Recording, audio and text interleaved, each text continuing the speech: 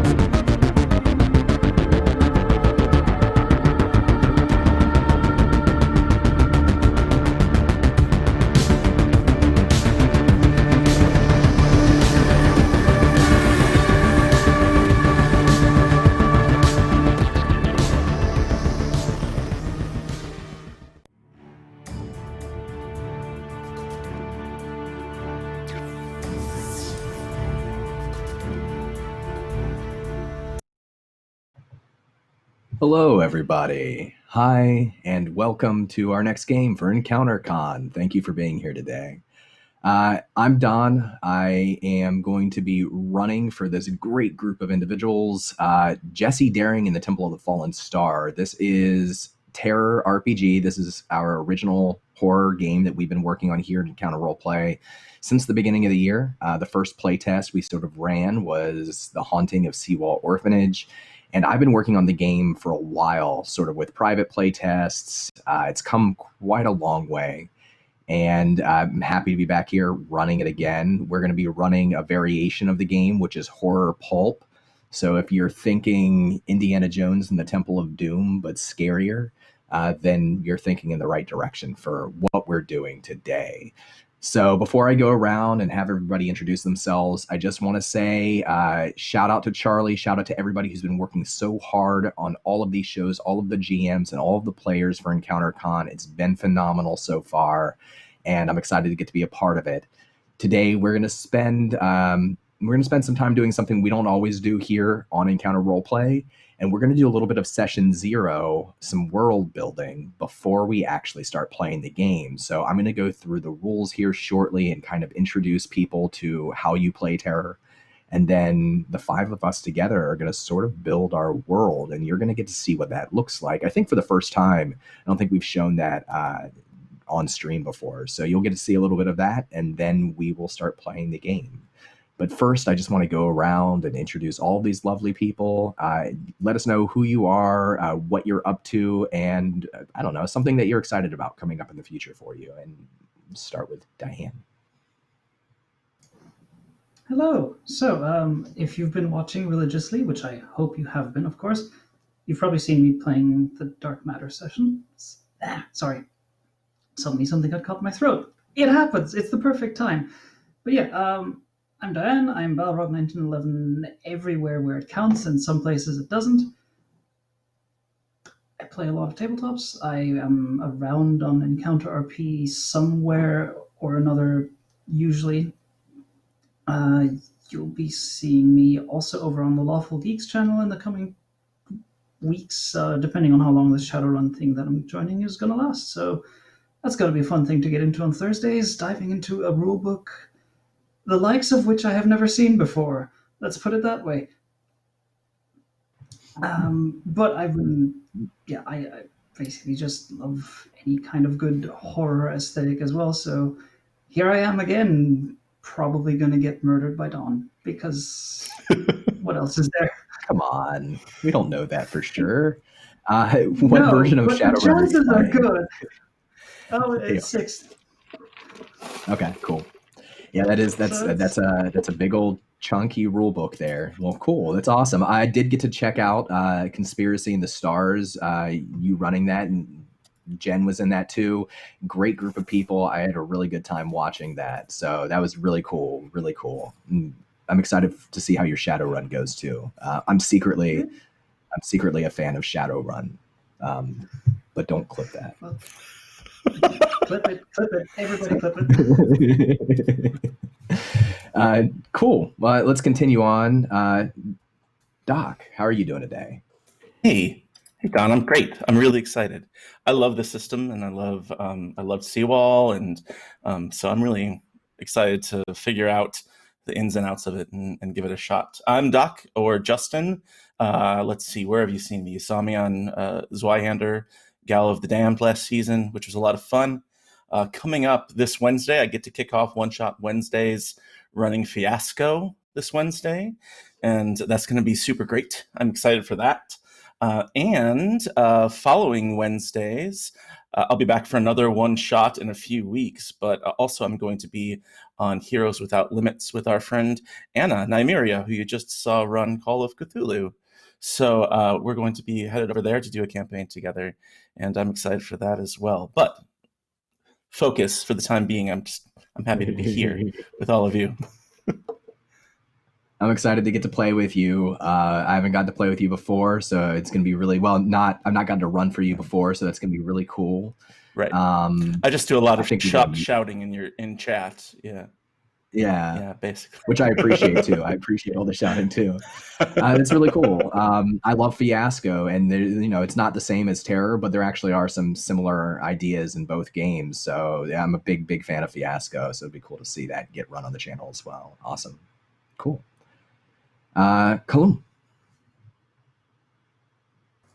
I'm muting myself. Hello, I'm Kalum from the Roleplay podcast. You can find me at Roleplay everywhere, Instagram, Twitter, even TikTok. I'm there at the height of my 40 years old. I'm super happy to be back at Encounter Roleplay. It's been a while. The last time I think it was playing Assault on Justice, Judge Dredd. Was before me and the rest of the cast got replaced by, I guess, a better cast. But yeah, no, but it was great fun, and it's amazing to see EncounterCon happening and to be playing with people I never played with. I've been playing with so many people online since the beginning of this terrible pandemic, but at least that's a tiny positive in the grand scheme of things, but it's still a positive. So I'm very happy to be here to play online with you all. Awesome. Yeah, well, welcome. I'm excited for you to get to try out the game for the first time. And let's go on then to Jen. Hi, Jen. Hello, I'm Jen, or Quixote Jen, or Jen Quixote, depending on the platform. Switch it up. And you can usually find me hanging out on Friends Who Roll Dice. And in general, a thing I'm super excited about in TTRPG. Now I'm just super excited to see this cutie. Hi! But in general, I'm going to be starting a Monster Hearts campaign in a couple of weeks, and I just started to see some of the art coming out that we're doing, and it's one of my best friends in the TTRPG sphere is doing it. It's amazing, and I'm so excited.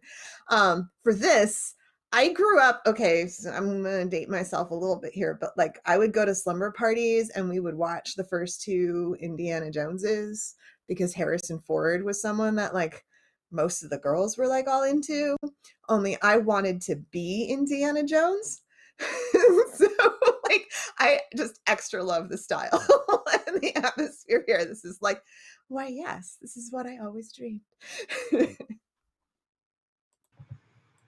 Awesome. Yeah, we recently I saw, so movie theaters have been kind of shut down for a while, but I saw Indiana Jones and the Temple of Doom at a drive-in because they can't have people inside the movie theaters, so they're projecting the movies onto the side of the outside wall, and you just like sit in the parking lot or whatever.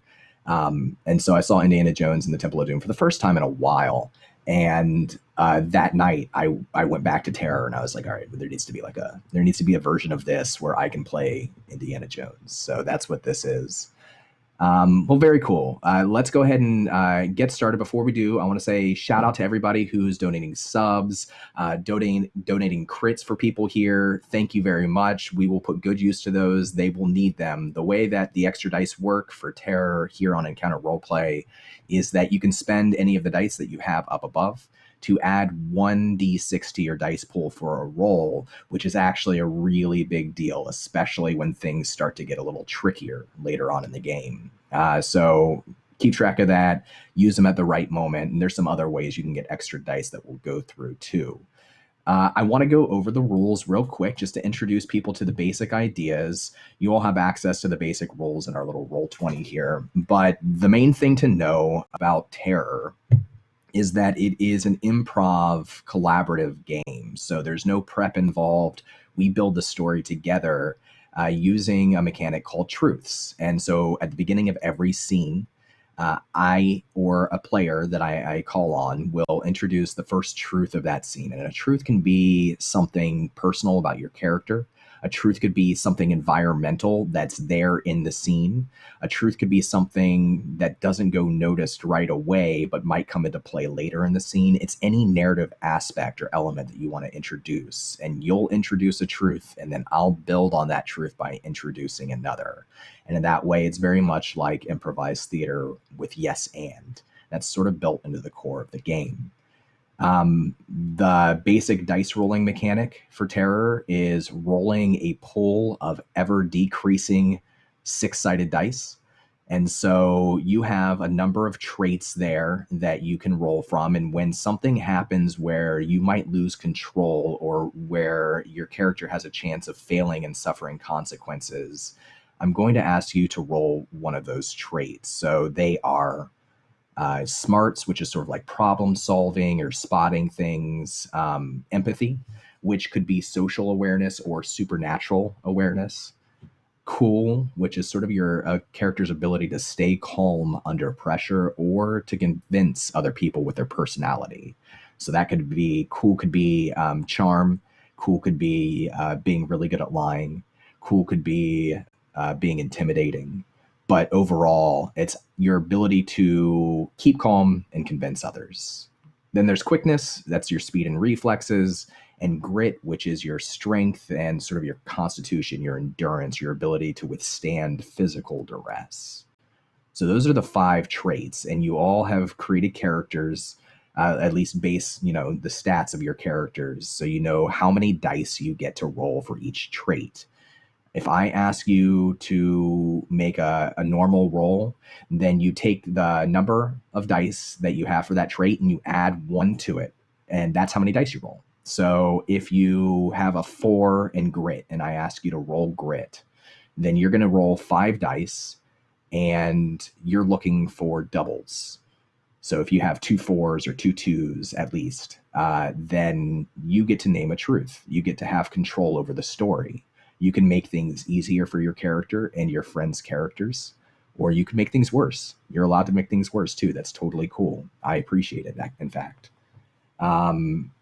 If you do not roll doubles, then you gain 1 point of terror, and I determine what happens next. I get to introduce a truth. The other aspect of this are desperate rolls. These are more challenging rolls. So, and the difference might be, I might ask you to roll a normal roll when you're investigating a location, trying to find a secret, maybe. But I might ask you to make a desperate roll if a maniac with a chainsaw is chasing you down a dark alley. That's a desperate situation, and you don't add the extra die to your roll for desperate situations, but you are looking to roll at least 1 6. And if you don't roll a 6, then you don't gain, I gain the truth. I get to introduce the truth as a result. And instead of gaining 1 point of terror, you roll a d6 and you gain that much terror. That's the basic, those are the 2 basic kind of rolls you can make. And I'll guide you through too as we play. When a situation comes up, I'll prompt you and let you know. But every hour that we play the game, your dice pools go down. So when I say the clock advances another hour, then you subtract 1 from all of your dice pools. So as we get later on in the game, you're going to lose control of the story more often, and I'm going to gain control of the story more often. And that is very much the central mechanic of terror. There's some other stuff too, involving getting to team up with your pulp hero. You're sort of almost invincible pulp hero, your Indiana Jones-esque character, which for this game is Jesse Daring. And there's working together. So if you want to tackle a problem and work with someone else, there's a way, a mechanic in which you can do that. And then the other mechanics that we'll kind of introduce as we're playing along here are your character's virtues and flaws and your character's scar. You all have that marked down. We don't have to go into that for your characters yet. We can let it come up naturally, but you can activate your virtues or flaws, one of them once per session, to give yourself the ability to sort of change a roll. If I ask you to roll grit and you only have a 1 in grit, but you think that one of your virtues, actually your character can call on that virtue to attempt to deal with the situation in a different way, then you can choose what trait you roll with once per session. For scars, this is something that, it could be just a memory that haunts your character. It could be any number of things that you've chosen for your own character. If there's a situation that comes up where perhaps that could be problematic for your character, could be an extra challenge for your character, once per session, I can activate that and force you to re-roll a roll that you've already made. So that is how that comes into play. Those are the basic rules. Everything else will kind of come up in game. But before we get into the world building, does anybody have any questions about any of the mechanics or any of the rules, anything you're not super clear on? So when do we remove dice from all the character traits, you said? Each time we roll? Yeah. No, it'll be once per hour, and I'll prompt you all to. Okay, once great. The clock advances. And the clock will advance 3 times over the course of the session. So the closer you get to the end, the more tense things get, and the less control your character starts to have and you start to have over the story. Cool.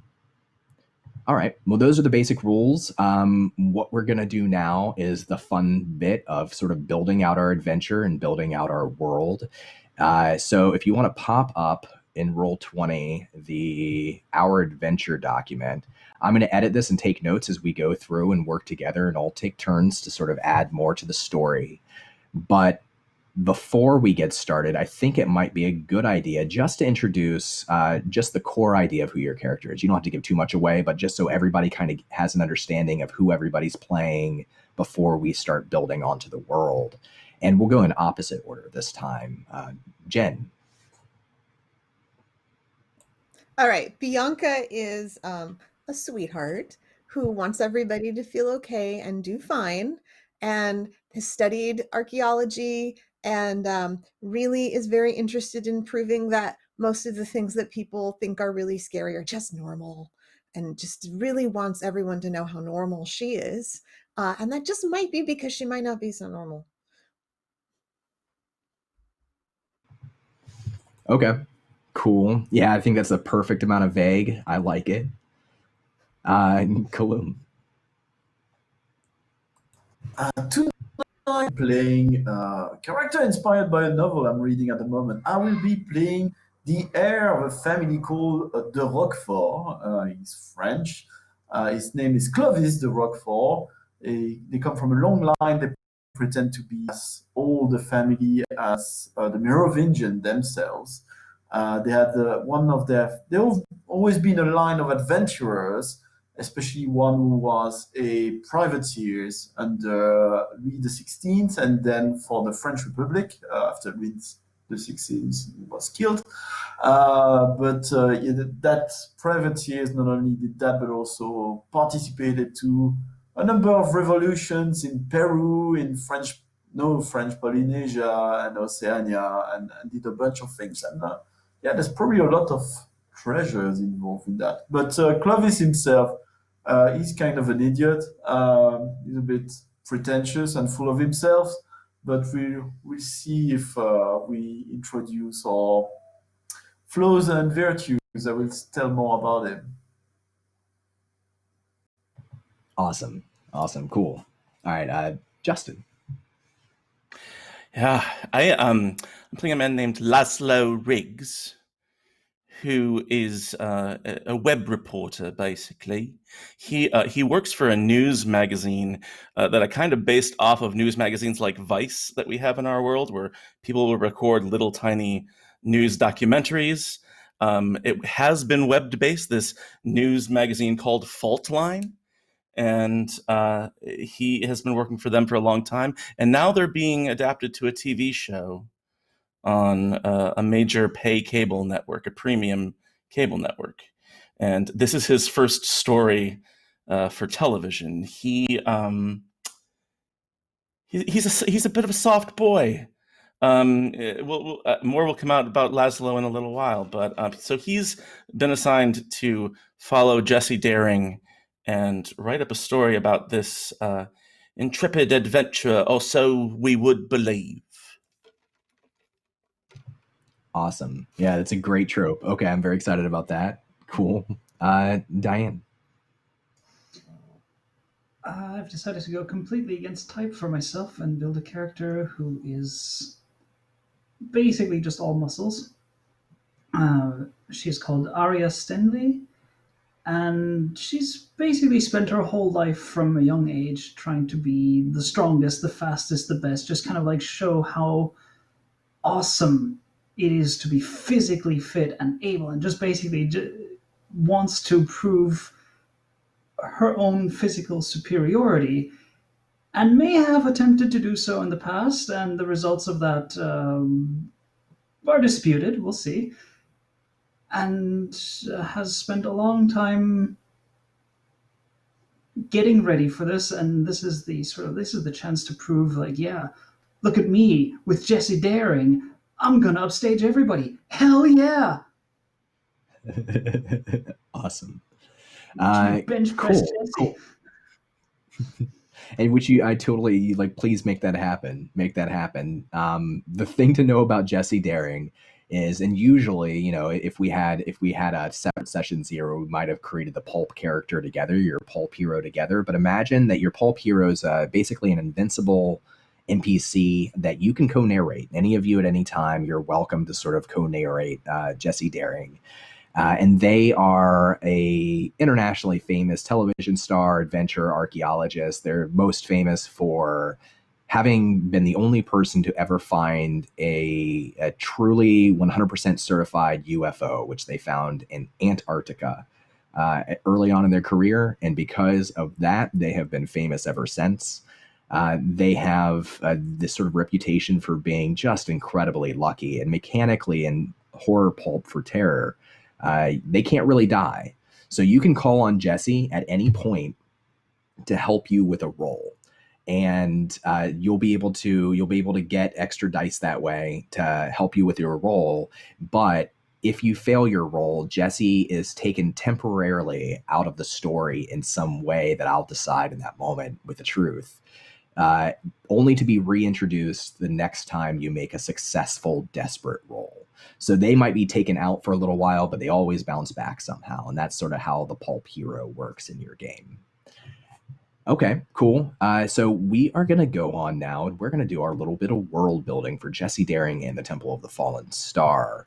I'm going to ask each of you to take one of these 4 elements that we're going to be starting to create our base setting. The setting is, for today, an ancient site or a location. It is the organization which has hired or is funding this adventure. It is specifically what your mission is as a group. And the final aspect will be a local legend. And so let's start with ancient site or locale. And Diane, why don't you choose what this site is or what the location is? Okay. Ancient site or locale.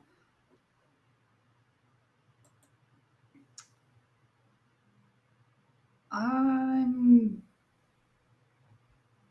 gonna delve a bit into. Okay, you know what?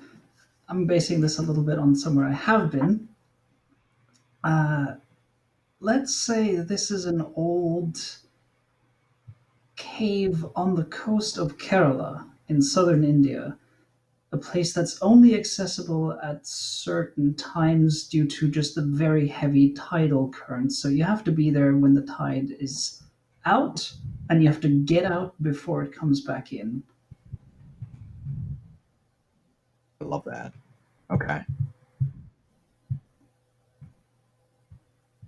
And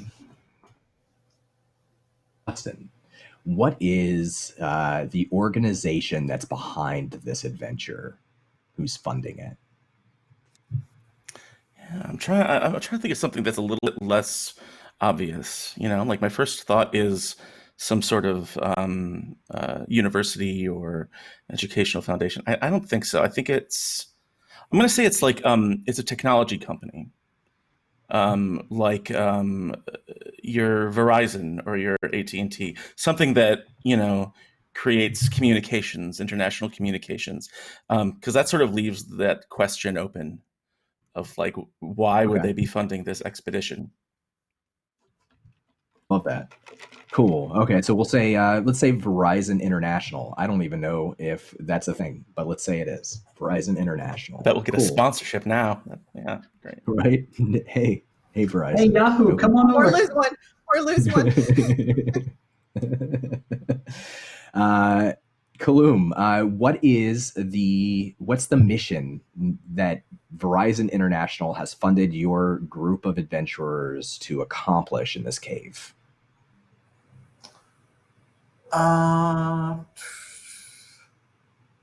But because there's the sea and the cave, there should be the wreck, or maybe in a better state, a complete brig, a complete boat, pirate boat hidden deep in that cave. Okay. So, two-mast small boat. Well, not that small, but with cannons and everything. And we need to recover it, and there might be maps or even a treasure. I would say maps, like they belong to people who surveyed the coast in the past. So there might be information regarding locations which would interest this big corporation. Absolutely. Cool. So I'm going to say, there's an ancient, like maybe a pirate ship that's been found in a back portion somewhere deep inside this cave that's hard to get to. And Verizon International has tasked you all to explore it, to map it, to grab any valuables. And it would make sense to me that, Verizon probably, you wouldn't know this part, but they might have plans to go in and, excavate and take it out. They might have long-term plans, but you're sort of the first group to go in, and you're mapping and you're taking any valuables out of there, anything that might be interesting to Verizon International, we'll say. Cool. All right. Jen, what is a local legend to this area? All right. This doesn't coincide with being the first group ever to go in, so if it doesn't work, it doesn't work. But my thought is that there have been teams that have gone before. In fact, 100 years ago or more, no one ever really dies in this cave, say the locals. They just never get to leave again. So they either become horrifying water creatures, according to the locals, or ghosts or zombies or something. But there are adventuring teams that never left that everybody believes are still somewhere in those caves, haunting the locale.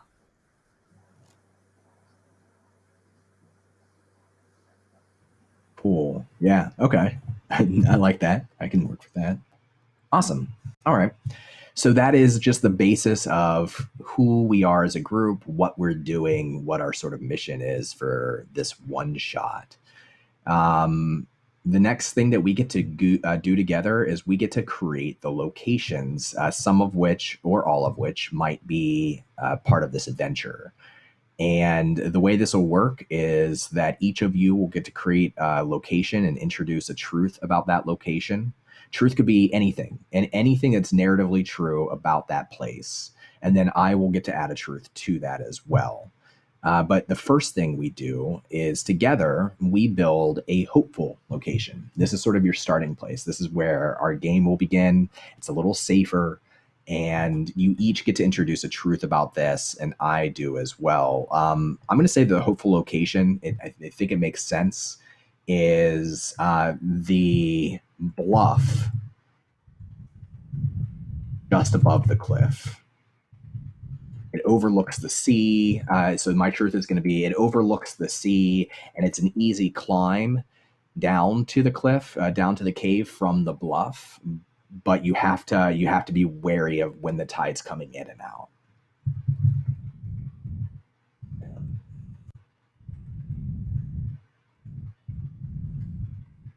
Cool. Let's go back in the opposite direction. Jen, what is another truth you would like to introduce about this location? Does this truth need to be something sort of universally applicable to everyone in the party, or can they be character specific, or like how broad should Could the be truth character specific. Yeah. I was it can gonna be say- basically anything.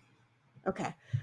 This bluff just reminds Bianca of her childhood, and she can't quite put her finger on why, but she's standing on this bluff just looking very wrapped up and absorbed in the scenery and a little bit flummoxed. Cool. All right. Kaloum, what's another truth about the bluff above the cave? The bluff. What's a bluff? Sorry, I'm not native. It's like sort of like a cliff. Yeah, like a cliff that you can climb down pretty easily to get down to the cave, like an overlook.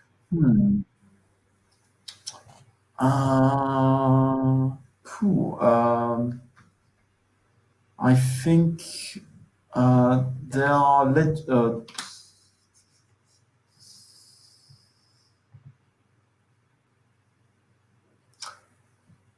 the bluff is said that when specific conditions are met and the sun enters it, there are different holes on the bluff itself, and the sun is just aligned the right way.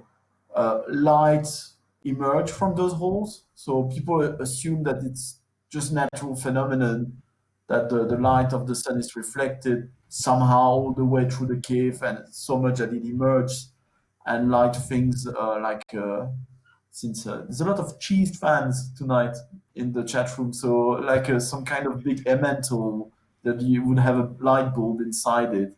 Light emerged from those holes from within somehow, and people are not quite sure what it is. Cool. All right. Justin, what's another truth about the bluff? I think that the bluff on the top of the bluff, it's mostly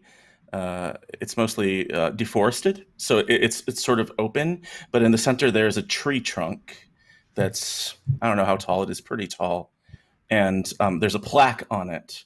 And it's sort of overgrown and messy, but it looks like at some point maybe the people of a nearby village or something tried to make this a tourist attraction, but it's sort of got neglected over time. And maybe there are names carved into the trunk of people who have gone down into the cave before, who sort of, as a rite of passage, carve their names in the trunk.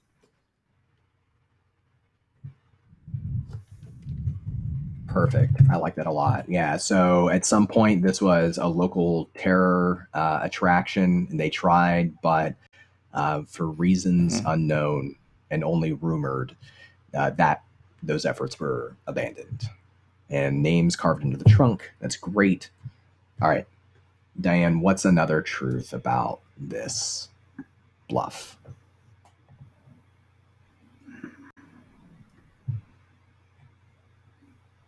There's always a howling. Always. When the wind goes, it's a nice addition to the sort of rushing and crashing of the waves. When the tide is coming in or going out, you've got the natural sounds of the water. But even when there's no wind, there's always a howling. And even when there's no tide, there's always a rushing. There's always a noise coming from within the cave. Maybe it's coming from the various little openings and holes where the light shines out from. There's always a noise.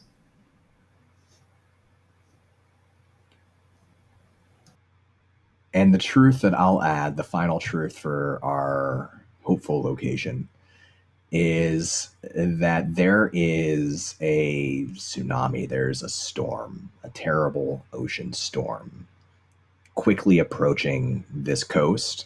It won't be here, the weather's saying, maybe until later this night, but it will change the tides in such a way that if you're going to make it down there and do what you're here to do, there's no time to waste, and it's just going to get more dangerous the closer the storm gets to the coast.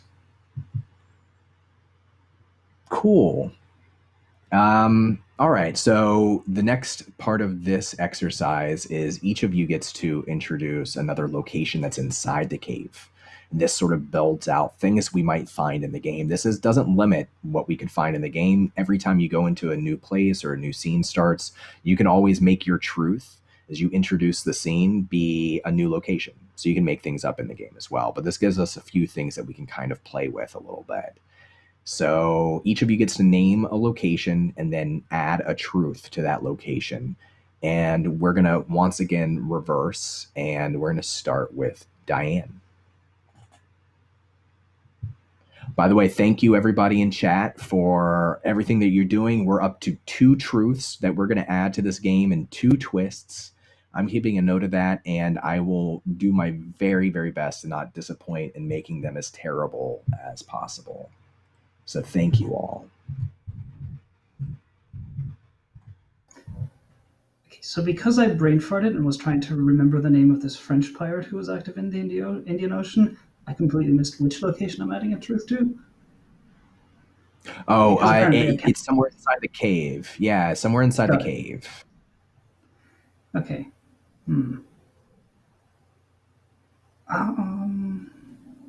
Somewhere inside the cave. So one of the first things that you can get to in the cave, because the tides keep rushing in and out, there's a tidal pool near the start. And it's called a tidal pool because it's the first thing you encounter, and people see it filling and then receding a little bit as the tide comes in and out. But no one really knows how deep it is.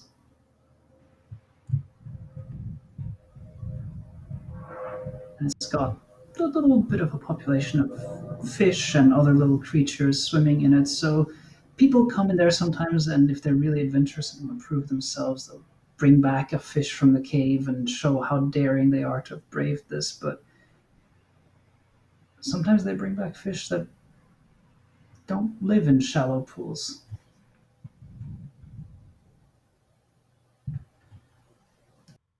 The truth that I'm going to add to this is that Verizon International has told you, part of your mission brief, is that the first thing that they would love to be able to map, and they've never been able to get any kind of machinery down there that can do it.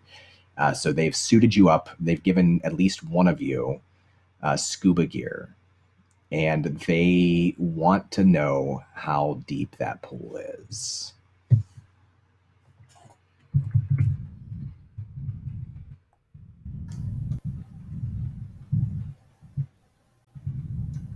Aria's definitely not having that scuba gear. Scuba gear is cheating. I'll let you all fight over it. Okay, yeah. No, I support. That's even better. Okay, cool. Justin, what is another location inside the cave that you would like to add? Further within the cave, I don't know sequentially where it is, probably further than anyone's come back from, is a place where the rock formations come at right angles. So what I mean is, were these buildings? Were they dwelling places? The cliffs like go up, and it's too perfect to be naturally occurring. And I don't know. I don't know if it's MC Escher level of stuff, but it's unusual. It seems man-made or intelligent being made. Like that. What's a truth, like an absolute truth, that you would like to introduce about that location? Let's say any sort of directional tool, like a compass or a cell phone, anything. I mean, nothing functions within there. So any sense of direction, even people with really good innate senses of direction, are completely thrown off inside this room. So the geometry of it, in both structure and sort of sense, is baffling. I like that. Okay. The truth that I'll add to this location is that the ones who remain in the cave have long since learned how to navigate stone regions. Mm.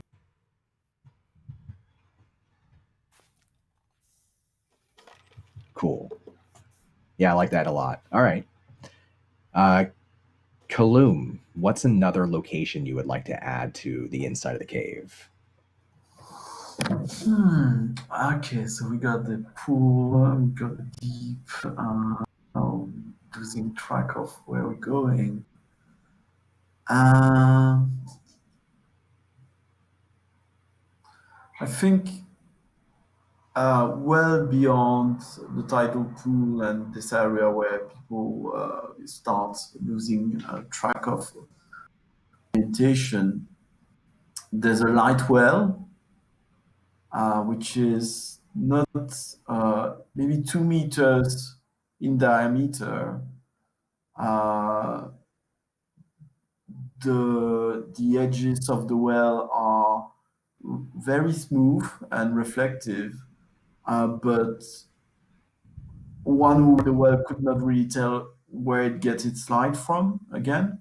So it might not, yeah, you'd think it emerged somewhere on the bluff, but no one has ever noticed that thing on the bluff, especially with so much light coming downward from it. Or is that possible if it's overgrown by trees and vegetation of some kind? But somehow this well is there. And I will also add that there are markings on it, pictograms, which are pretty much Inca in nature, which maybe some photograph or someone who did get all the way to there managed to send something towards Verizon. There was something Verizon got hold of, and of course, wild theories regarding whether or not aliens got involved with that started. But if I can tie in my own character tried to convince Jesse Daring that it was probably not the case. What more likely it was related to my ancestor who traveled those regions all the way from the coast of Peru to the Indian Ocean, and it might have been related to what they did to in this region. So yeah, my own character is convinced that there's no such things as aliens, even if Jesse Daring found a UFO. He's not convinced of that, but yeah, no one knows why or how this could be possible anyway. Awesome. The truth that I'll add about this location is that many individuals who have sought to enter the cave, made plans to enter the cave and explore, they've had this sort of shared dream the night before they make the expedition. It's very common for people.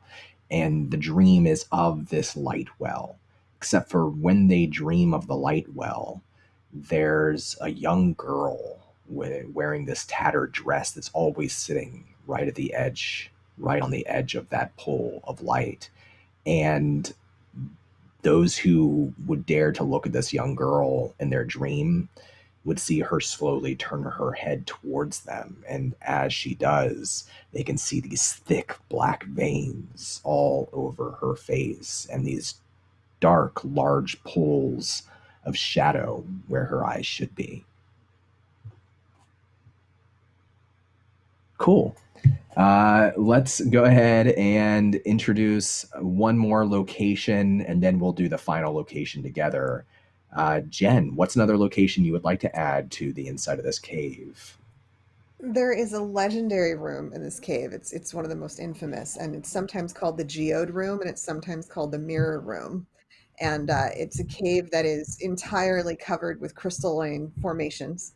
And there's almost a sense when you enter it that it's laying dormant until light is brought into the room. But once light is brought into the room, it's so beautiful that sometimes people get lost in the beauty and don't leave when they're supposed to leave because the water's rushing in. Or some of the larger crystalline formations with the right light, you can actually see yourself. And there are stories of people who have sat there looking at their own reflection as the water rushed in and their team shouted for them to leave, and then remained in the mirror room forever. I love that. Okay.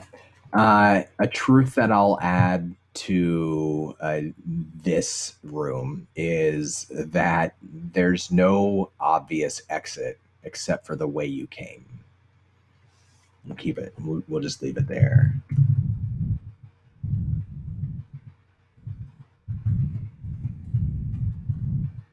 All right. I love it. So we have now reached the final harrowing location, and this is where our session's likely to end. Not necessarily, but could end. This is the most terrifying place inside the cave. And just like with our hopeful location that we started with, that bluff that overlooks everything, I'll go ahead and name the location and the first truth, and then we'll each get to add a truth to it from there. So I'm going to say that this is, and what I won't say this. I'll hold on to this for later. I'm going to say that this is the shrine at the bottom of the lake. And I'm going to say that the truth that I'll introduce here is that it is definitely not alien in nature. It's something that lives deep beneath the earth. I'll keep it kind of vague. Jen, what's another truth about the shrine at the bottom of the light well? Shrine at the bottom of the light well. The shrine at the bottom of the light well, it's full of offerings that both locals and travelers have left. And fruit and flowers are the typical offerings. And one of the strange things about this place, and it could be a result of the atmosphere or something, but fruits and flowers that are left here stay fresh for weeks and weeks. Cool. All right. Kaloum, what's another truth about what's at the bottom of the light well?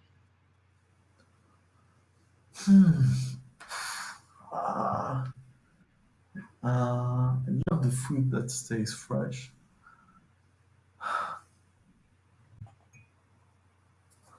I think so. The food is within the light, the dawn light from the light well, and it stays fresh. But right in the edge of the shadow, just at the limit between the light and the darkness, inside that darkness, you can hear and even see shitterings of all kinds, a lot of pests, insects, like a swarm, swarming in and out, close and further from the light, but never getting into that direct light. But they like there's so many of them, and they're like driven like crazy by being exposed to that food being so close to them, or what one would assume. But they're very active all the time. And yeah, there's a constant noise because of all those insects. Awesome. Thank you. I love that imagery. Cool. Justin, what's another truth about this location? So I like bookends. So I think that in sort of a some sort of a twisted mirror of the tree trunk up above that has the carved names in it, there's something in this room that's covered with carvings. Maybe it's writing, or maybe it's hieroglyphic in nature, but somebody has written something in here in a sort of a cylinder of some kind to match, whether intentionally or not, that monument on the bluff.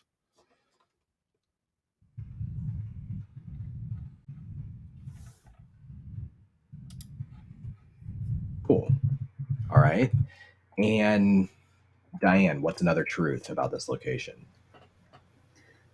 I would say this light, well, people have been down into it, people have left offerings. So, as far as everyone's concerned, the exact depth of it is known. But anyone who goes into it, whatever rope they used, whatever ladder they used, it's always just out of reach when they try to leave again. It always needs to go a little bit further down. You always feel like you've reached the bottom, and then the first step you take there, it's that feeling of when you're at the bottom of a set of stairs and you think there's another step and it feels like there's another step, but you swear you're still on the same surface. But that rope is always just a little bit shorter, it seems, or a little bit more out of reach.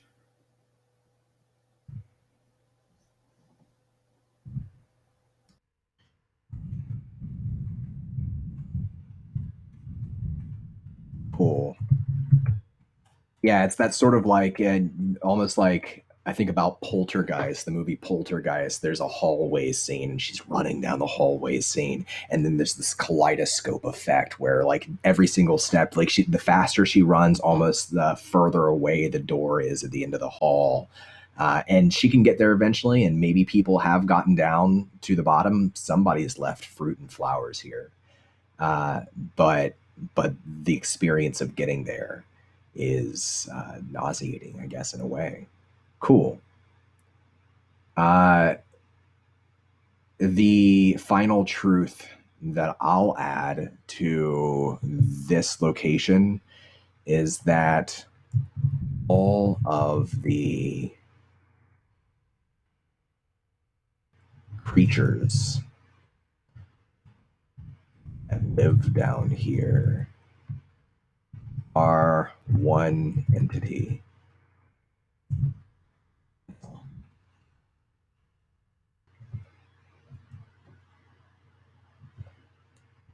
Taking many forms. Cool. I'm saving right now our location information. So this has all of the locations that we've mentioned, some notes about them, the truths about them. And what we've done here is that we have basically sort of through world building gotten to sort of test out the truths mechanic that we will use consistently in this game. And so the way that you thought about different locations, the way that you introduced truths through the exercises we just did, those you can do the same thing when we're playing the game. So if you make a successful roll and you get to name the truth because you have narrative control, it could be that when you're running away from that chainsaw wielding madman, you spot a dumpster off the side of the street and you get inside and you close the lid before they see you. It could be that. It could be something personal to your character, or you can introduce more atmospheric and narrative things about the environment. It's totally up to you. but that's kind of how the game works. It works off of that mechanic. So what we're going to do now is I am going to go ahead and introduce the first of my new truths that chat has given to us, and this is gonna be on the bluff. So you will all see this as we begin the game here in just a second. But the truth that I'm adding to the bluff is that there are two monuments here. One, that tree with the old plaque on it, people have carved their names onto it. And then a second, older monument. Nobody knows where it's from. It doesn't really match the architecture or archaeology that's prominent in this area in India. It is a large statue of something that looks like a cross between a human with 4 eyes and something with wings, something almost beetle-like, almost insect-like, and its wingspan is larger than its arms, which are stretched out wide, and it stares out towards the sea, this statue.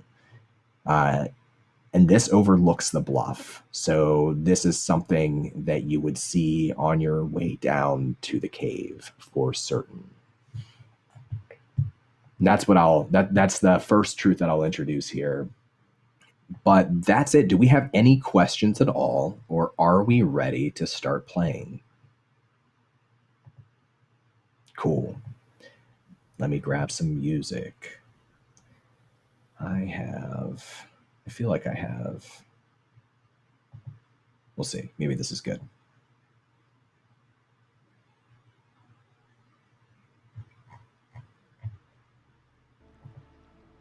All right. So I'm going to roll the dice and see who we start with, but you're all going to be part of this scene. And we start each scene the same way. The scene goes on until we need to move to another location or until somebody fails a desperate roll. And when you fail a desperate roll in this game, something bad happens, and then you get to choose who you pass the spotlight off to, one of the other players. We cut to them in that moment, and they get motivation. And we'll go over that when it happens, but that's the start of a new scene. So as we begin today, we're going to begin with Jen. Jen, the Temple of the Fallen Stars has many secrets, some of them big, some of them small, a few of them terrifying. As you gather here on this bluff at the end of the afternoon with a coming hurricane and the tide perfect for now, but fleeting, what is one thing, one truth you would like to introduce here? There was an older fellow here on the bluff when we arrived who was sitting cross-legged on the bluff and looking out over the water. And when we all gathered, and I would say we probably came at the same time, when we all came, he gave us just a very sad look and shook his head and then walked away, leaving us alone on the bluff. And the truth that I'll add as we begin and everybody gathers here at the bluff is that Jesse Daring, your famous friend, or if you're not friends, then your famous current companion, had a little bit too much fun the night before in the local village, and you can see it on Jesse's face that they are just completely hungover. They managed to stop this old man for just a second and get him to turn around, and they take a selfie with him. And as you're all gathering, they're flipping through their phone, and they kind of look sick to their stomach. They kind of go quiet. But you're all here together at the top of this bluff, and the tide is low.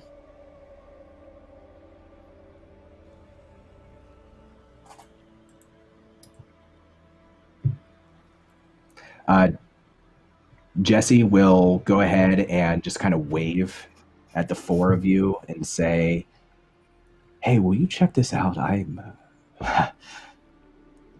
Tell me I'm seeing things, please. You're seeing They things. Well, You're seeing you didn't things. even look yet. Yeah, but you got wasted. Yeah. They look back at their phone again and scratch the side of their face. All right, well, tell me what you see here.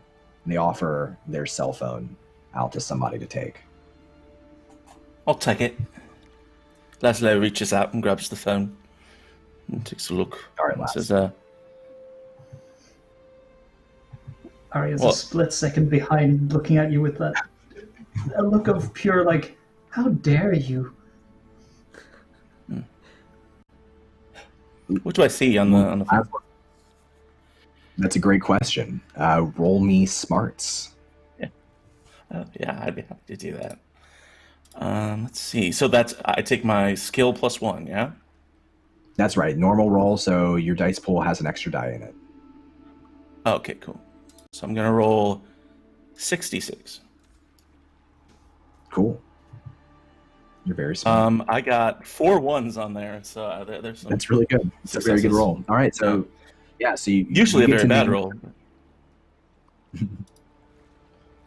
You have the control I of the think story that- here, so you can introduce. Right. I think that it's the selfie that Jesse's just taken, and in the passing glance, it's him, the old man, and Jesse. But the old man in this case, if on closer inspection, his skin has this sort of strange sheen to it, almost like a carapace or a chitin. It has just this weird shimmer that's just a little off-putting. The problem is it's probably with the phone settings. You've got to, I don't know, it's probably fine. And I hand it back to him. Them. Can I intercept that as it's being handed back? Yeah, absolutely. Yeah. Oh, okay. So, Arya's gonna take this, and first thing is gonna switch to all photos and see if there's any photos of her. Just like, have I been shown off to the world? But then it's gonna hit that one, and well, do you want me to roll as well? Yeah. Roll me. Let's call this empathy. Oh boy, not my best, but You're flipping through their phone roll, which they don't seem. Jesse doesn't seem perturbed by it, and they're just kind of watching you with a slight amusement. Okay, this is a normal roll, so you're just looking for doubles, and you got 2 4s, so you get to introduce a truth here about what you find or something that you uncover when you're going through the phone roll. so looking through it, Jesse being famous on television and such is probably used to taking just a whole bunch of photos and picking out the best ones for anything. And among all that whole bunch of photos, it's clear that while we've all been setting up camp and such, as much as we're all newcomers and kind of on this adventure with Jesse, there's a lot of photos of all of us, taken from when our backs were turned, when we're not looking. Some of them focused more on anything with, the Verizon logo, anything sort of showing off our affiliations, our equipment. Not necessarily interested in us as people, but clearly looking at what we've got and what we're doing more so than where we are. Cool. Yeah, you're starting to piece that together. At the same time, what's Bianca and Clovis? What are they doing? What are they getting up to at the moment? Bianca is already irritated by the No, go, KAHLESS. I think he's got this massive hangover. He's been drinking too. He's sort of waving at the camera, whoever is filming. If someone is filming, if no one is, he's still waving like they're on the camera. He seems a bit off. So like, should we go or what? What are we waiting for? Let's do this thing. Adventure awaits. That's me. Adventure is me. Some people seek adventure. I am adventure. You see like Jesse turns to you and puts like their hands on their hips and gives you a big smile. You probably did you go drinking with Jesse the night before? Like, were the both of you out together? Is that why you're both hungover currently, or were you separate? We started the night together, but somehow we ended up separated before the end of the night. So I'm not quite sure where Jesse ended, but that's Jesse. I'm not asking too many questions. He's not asking too many questions to me. I mean, we sort of the co-stars of that thing. What thing? At least that's what Clovis is convinced of. Okay. So it's kind of a knowing smile as they see, you're struggling, you're kind of pushing forward. We will say that the only other person in your group besides the five of you is a very young, very wet behind the ears male cameraman. Probably sent here. This is probably like this first time ever like running the camera by himself, and he looks visibly nervous and intimidated by the group of you. And he's sort of he's moving around and getting footage as you're kind of interacting, but he's not super chatty, at least currently. Jesse will look to Bianca and say, "Well, I'm ready if you are. If we're all ready to get down there, what's the plan?" And Bianca actually pats the cameraman on the shoulder and then goes to pat Jesse on the shoulder. First, let me just say, it's a trick of the light. I'm sure it's a trick of the light. Our photos come out very strange. I know the Verizon donated phones are maybe not the highest quality, so don't worry too much about that. Sorry, cut that cameraman. Just make sure you cut that.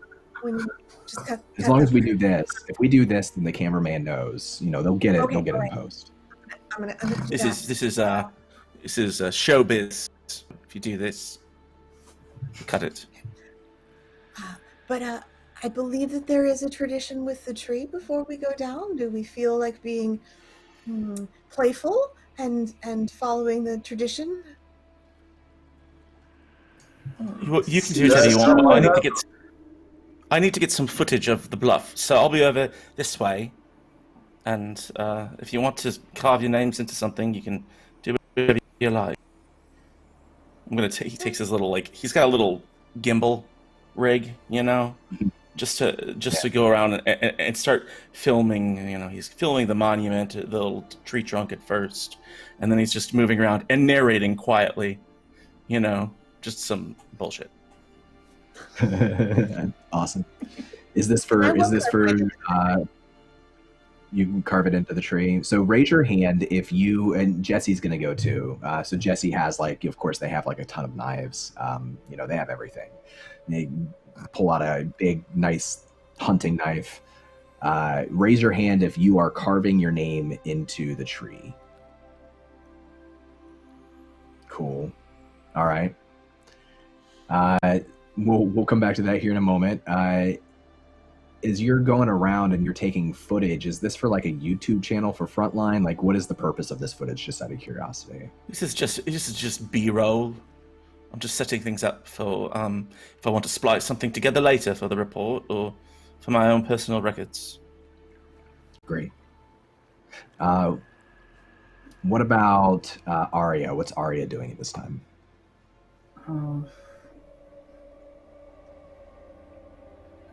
Probably actually getting right up in Maslow's face, because he's got a camera and look, is just gonna walk up to him, right into the You're middle in my of the shot, light. just You yeah, can't I know, stand I there. know. Just, yeah, yes, I can. Look, I'm standing right here. Listen, okay, look, they're all getting their, they're all putting their names on some tree that's gonna get cut down in 10 years' time and used as somebody's firewood for when they make camp here. But you've got a camera. You're a smart man. Film lasts forever, baby, right? Well, you'd So, be surprised how quickly people forget about things that you film. But what do you want? Do you want me to take a picture of you or something? well, let's just say, I mean, I've got the physique. We've got a sunset. Right, but I need to get some of this. I only have so much data on my recording device, right? So I need to get some of this in it as well. Why don't you go stand by the horrendous bug man with the 4 eyes, and I'll get a shot of the two of you together. Oh, Buggy here. Yeah, I tried lifting that earlier. It's a bit too much, but I can climb it. I can do pull-ups on one of the arms. Come on, get me with that. Certainly. Yeah, well, go ahead and do that, and I'll film it, I guess. Sweet. He doesn't seem super enthusiastic about. I've got like 50,000 followers on Instagram. You'll get exposure. Oh no! Once I record something, it's property of Faultline. If I record something on this camera, okay. All right. I'll buy it from you. Yeah. And Arya is actually just gonna go walk up to the statue of the bug person, grab one of the arms, and just like first test it, make sure it doesn't break. Please tell me it doesn't break. It's sturdy. Yeah. I mean, it's made it this far for who knows how long it's been here. No, just making sure I don't desecrate anything in the first 2 minutes. And then, just start doing pull-ups, just like, showing off, like, check out my muscles, man. And anybody close to Laszlo would hear him quietly saying, a group of adventurers, cocksure and heedless, showing off for one another in displays of superiority around strange ancient artifacts. Clovis gonna show up with his glasses on his head to jump scare Arya from behind the statue. Okay. Arya, go roll me a cool check. Roll me cool. Of course, you pick the one that I have least in.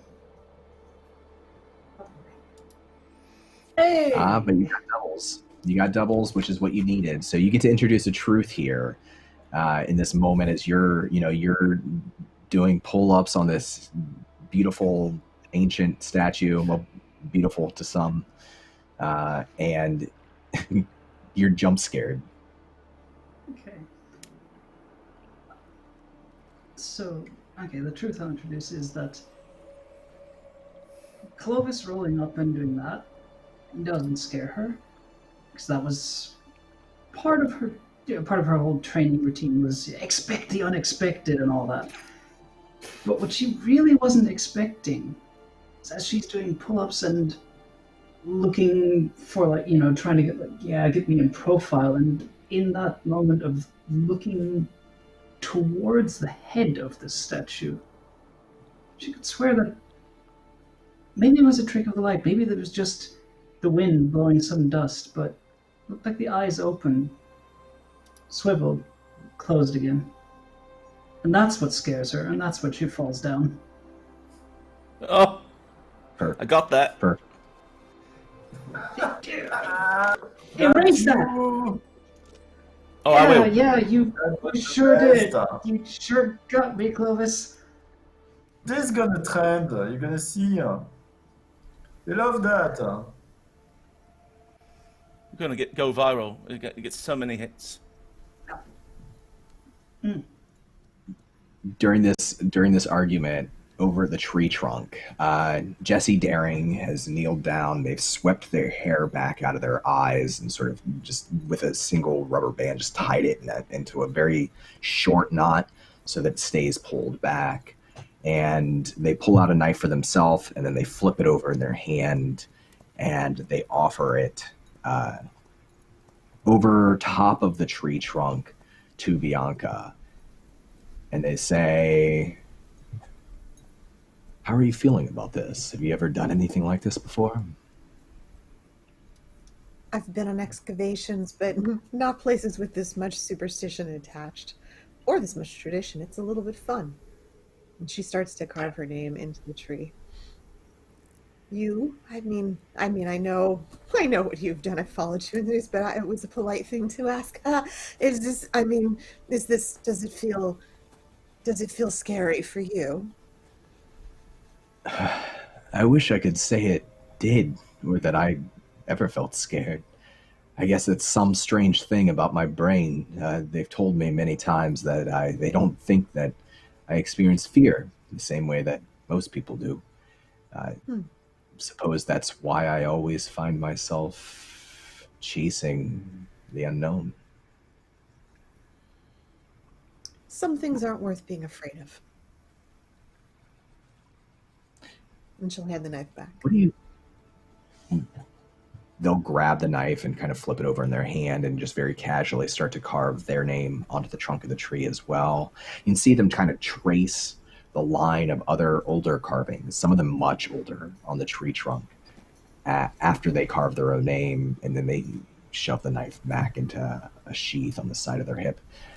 They look over to you and they say, what do you think of this legend that people have been down in that cave before, and that most of them don't seem to come back but still live there somehow? I always find it interesting what's true about the mythologies that people create around locations, around places, and what's not true, where that line is. What do you think that line is here, if you had to guess? Well, and she gestures at the tree and the names. They do stay here, right? After a fashion. Their memories, at least. Legends have a way of taking things that are abstract, like memory or the wish that death had not happened, and write them into existence in more concrete ways. What I'm saying, it's a metaphor. I like that. I like that. I hope you're right. I've seen some things that I had wished would be metaphor in my life that were all too real. But I'm feeling good about today. We got here at the right time. That storm's not going to be here for at least another few hours, so we have our opportunity. Jesse sort of looks up at the darkening clouds and listens, and you can hear that howling of the wind as it rushes over, especially the lower you are to the ground, the more that howling resounds. And for a moment, you see Jesse's eyes go wide, not with fear, just a moment of surprise as they're looking back behind you. I turn and look. You see there, closer to the edge of the cliff, that great statue, which you're looking at the back of it. And then your three other companions gathered around it, sort of conversing, maybe arguing with each other. But you see rushing towards it from two sides through the tall grass, these two large but skinny dogs, and they're rushing towards each other, and they begin to bark and they begin to howl, and for a moment their howling matches the sound of the wind that's rushing through here. Rabies risk, everyone. Rabies risk. Stay away from the dogs. Perhaps we should. Oh God! Yes. Oh God! You see Laszlo turn and try and put as much distance between himself and the dogs as he can. Okay, Laszlo. He's like hiding behind people. Yeah. Which way? So are you hiding behind people, or are you running? What's your? I'm trying to get people between me and the dogs. Yeah. Anybody. Right, so how cameraman.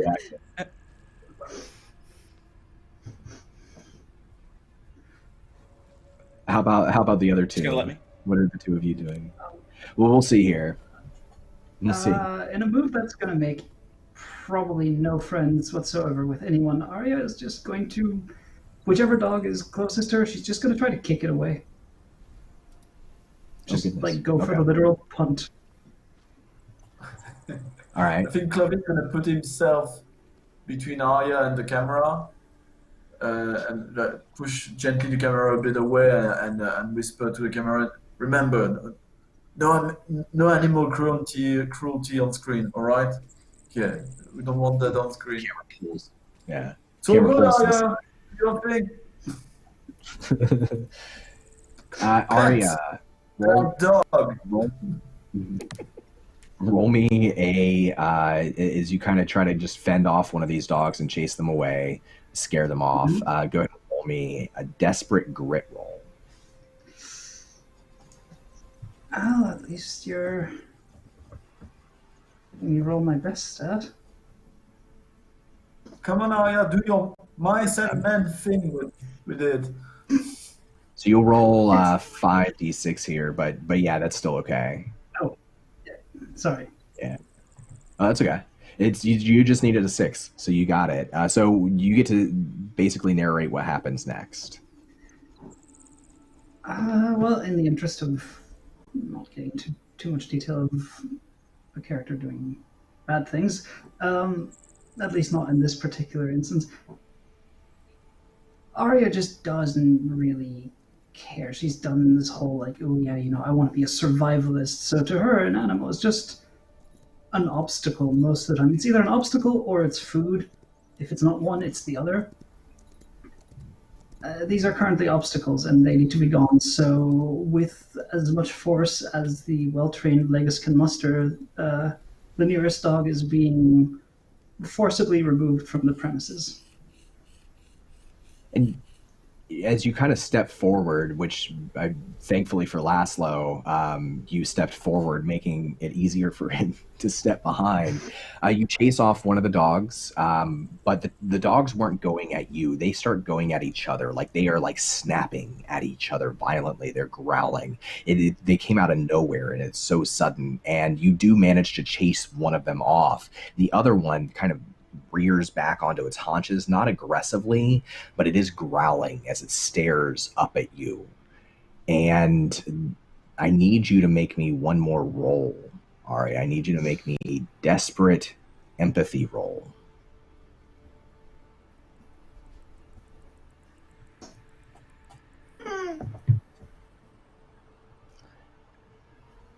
So you needed at least a 6 because it's a desperate roll, at least 1 6, and you did not get it. So you will gain only 1 point of terror for this roll. But the truth that I'll introduce to you, Arya, and this seems fitting, is this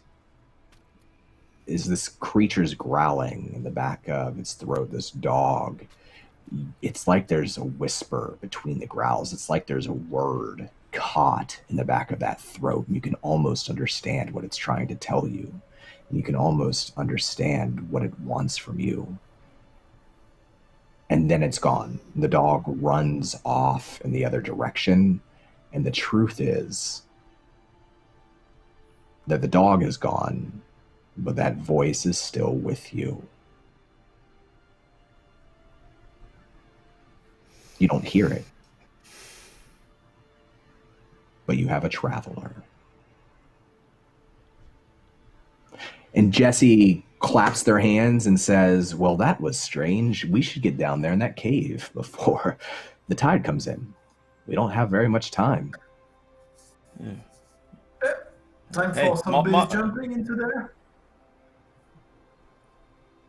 Are you going first? Yeah, sure. Laszlo says, Arya, you're my hero. Just give me an email address and I'll send you that picture. Arya has a business card ready. Oh, that was fast. It's literally just an Instagram account and an email. All right, down the cliff.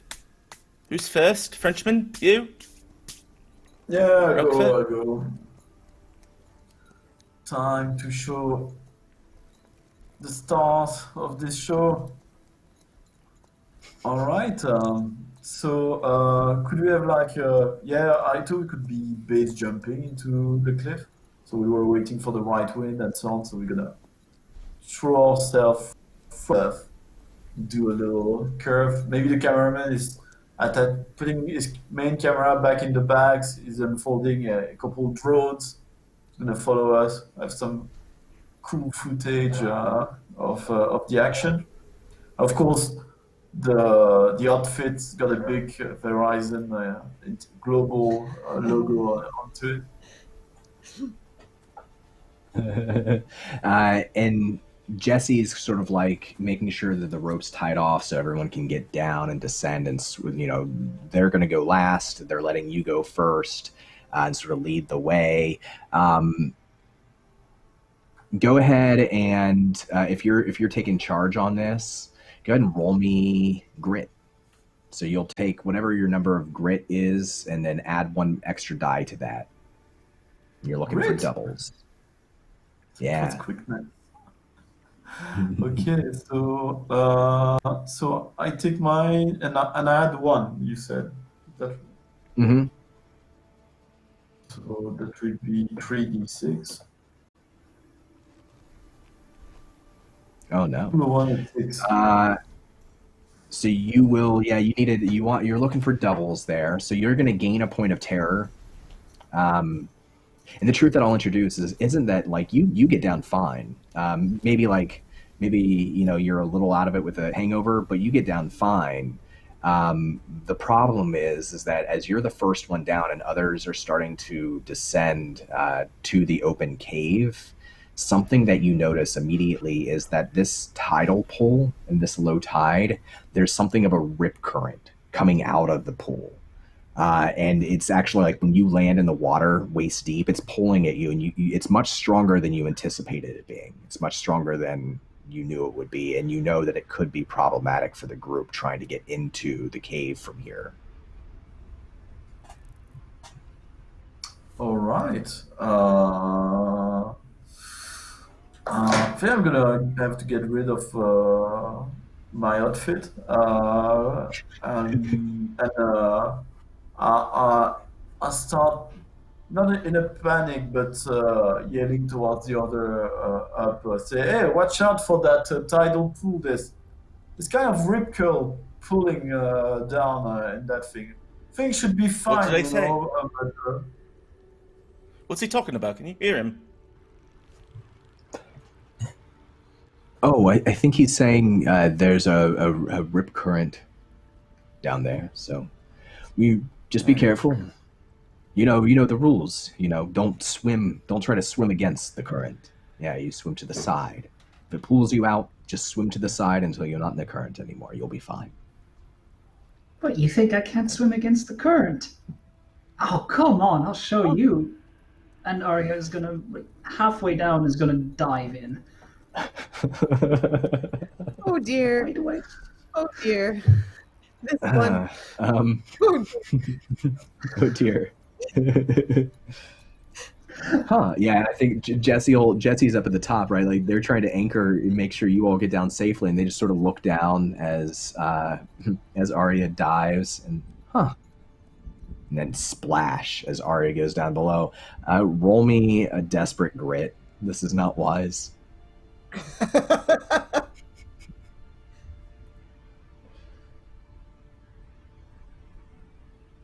Oh no. That is not good enough. Okay. Gain 3 more points of terror. You're at 4 now.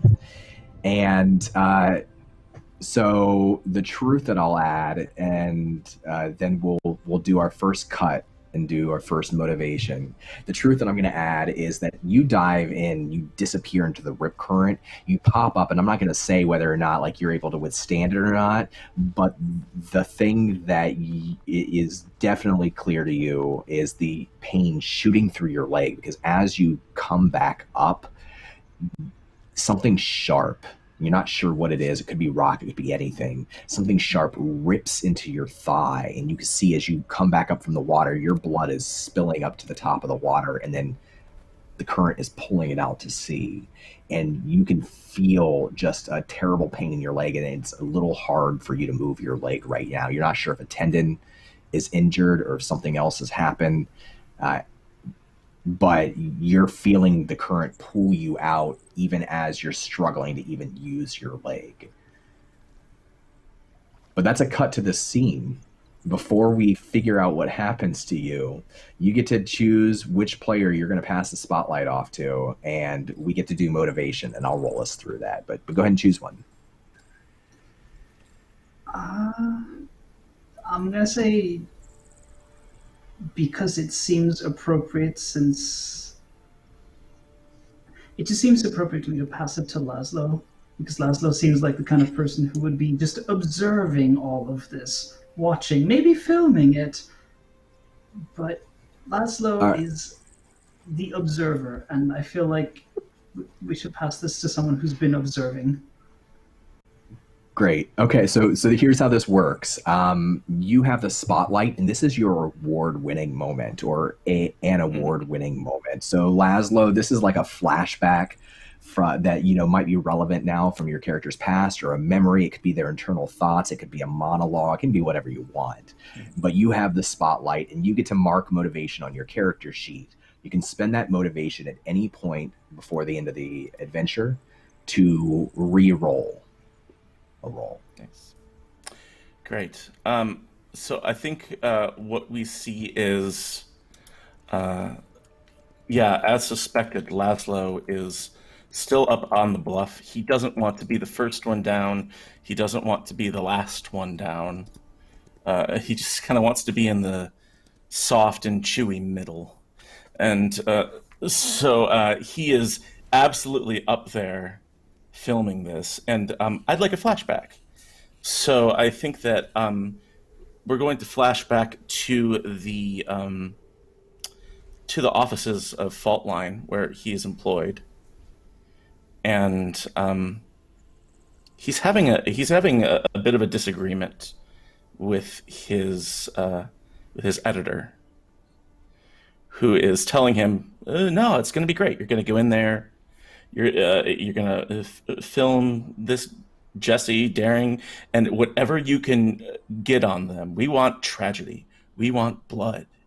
We want things to go horribly." And that's the kind of story you come back with, because that's the kind of thing that generates clicks and ad revenue. And Laszlo is reluctant, and he would speak up and say, "Well, it's fine, but I'm usually not. When I used to do embedding, I would be there for a few hours and then just sort of make everything else up in post. And you're telling me I have to go all the way to India and be there for how many days with this group? If it's dangerous, it'll be dangerous for me too." And so we have this sort of fade out as the editor is assuring them, "No, it's going to be fine. It's not actually dangerous. It's just all local hooey. It's all sort of inflated folklore." And we cut back to Laszlo, who is just fastidiously filming this. And he sort of speaks up to Jesse and to Arya, who are the only two, Bianca, who are the only two up there at this point. Maybe the cameraman is like, something pulled Arya under the water. It's a shame. And he reaches into his pocket and grabs her, card that she gave him and just sort of throws it away. Cold. Someone should help her. Someone should dive in. With the start of a new scene, Laszlo, you get to introduce a new truth as well. So what truth do you want to introduce point, here? I think Jesse Daring springs into action at this point, Awesome. Right? And just slides down the rope, at unbelievable speed and springs off of the cliff wall. Okay, and the truth that I'll add is that they do so. They slide down the rope, leaving, they have to dodge one of you on the way. I think maybe the cameraman too, whip around the cameraman and continue to slide down. They kick off the wall and perfectly dive into the water and pop back up a moment later. And the truth that I'll add is that they managed to get to Arya. And Arya, I don't know how you feel about this. Maybe you had it. I don't know. But Jesse Daring in a moment is down that cliff and behind you, and like they've got their arms around you and they're just saying, "Don't worry, I've got you. I'm going to pull you through this." They're like helping you get back to the mouth of the cave. And I've got all this. Laszlo's just filming the whole thing. All on camera. Oh, And God, that's Bianca's just sitting at the great. top of the cliff, just like, wow. Oh. So, congratulations, you created Arya's nightmare. Yep. Now we're talking terror. This is horror. Yeah. No, Internet she would humiliation. She would be struggling, but not struggling to stay afloat, not struggling to swim, struggling to get out of the grip and not be caught on film being rescued.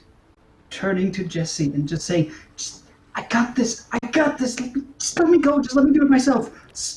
I swear I got this, it's just my leg, I don't need my leg.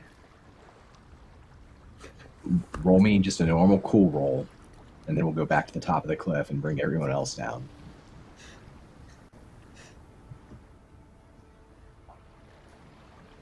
Remember, you do have dice, though you're welcome to hold on to them for later when things get harder. Oh no. Holding on to it. Gain another point of terror because you needed doubles. And the truth is that Jesse doesn't believe you, and you can see it in their eyes. They're kind. You say, "Don't worry, you're fine." And you know, everyone falls sometimes. I've got you. But they won't let go. They're determined to help you. And Laszlo up above is definitely filming this. Yeah. And narrating the whole time. Back at the top of the cliff, Laszlo and Bianca. There's no one here sort of anchoring. I think probably Jesse tied the rope off to like a boulder or something, like a piece of rock that's just kind of up on the cliff. But you still have to make it down too. What are the two of you doing? You're the last ones up at the top. All right, Bianca. Me first. If you see the rope slipping, make sure it doesn't come off. All right. Pack my things. Okay. Put on my GoPro. Yeah. I And I'm tried going to to hold roll the this. rope. All right. And that would be grit. Yeah, just a regular grit roll for me. Okay. Let's see. A 6 and a 5.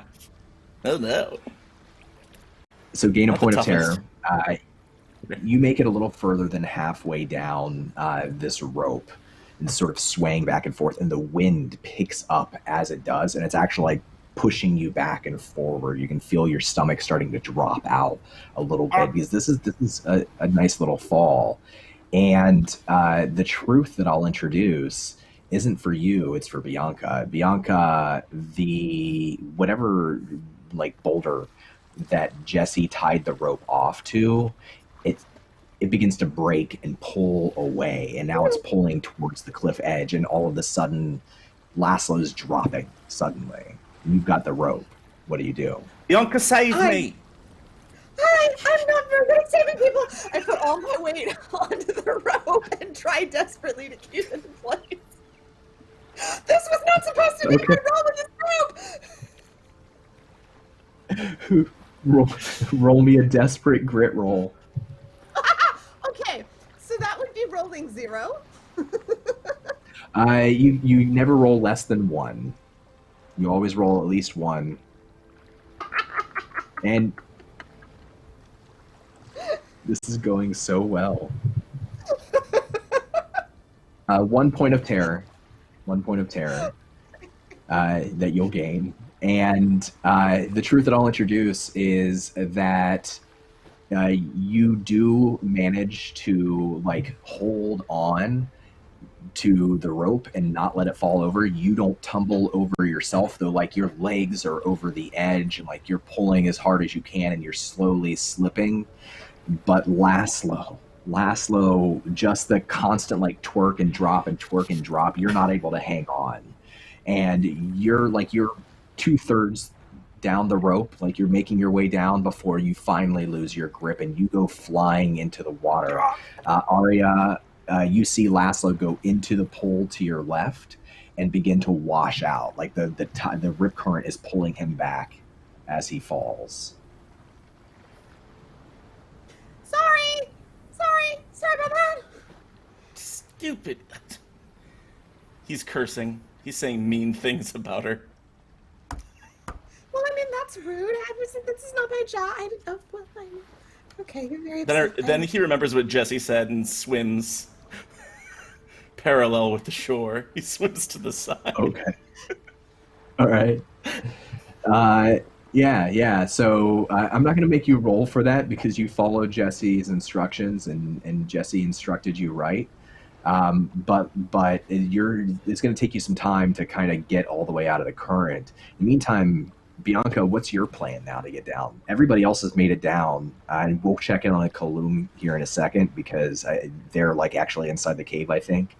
But I want to know, how does Bianca make it down? Well, my first move is to just look over the cliff for a moment and have a very, very minor breakdown that I try very hard to keep to myself. And then my second move is to attempt to attach the rope to the statue.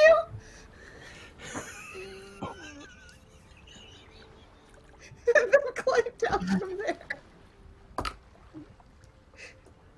I love it. It has a lot of parts that seem like you could tie knots around much more easily than the tree, and the boulders are slippery as well. I'm trying that. Maybe the bug man will save me. I want a just give me a cool roll, a regular cool roll. Okay, all right. Ooh, I have some of that. That's nice.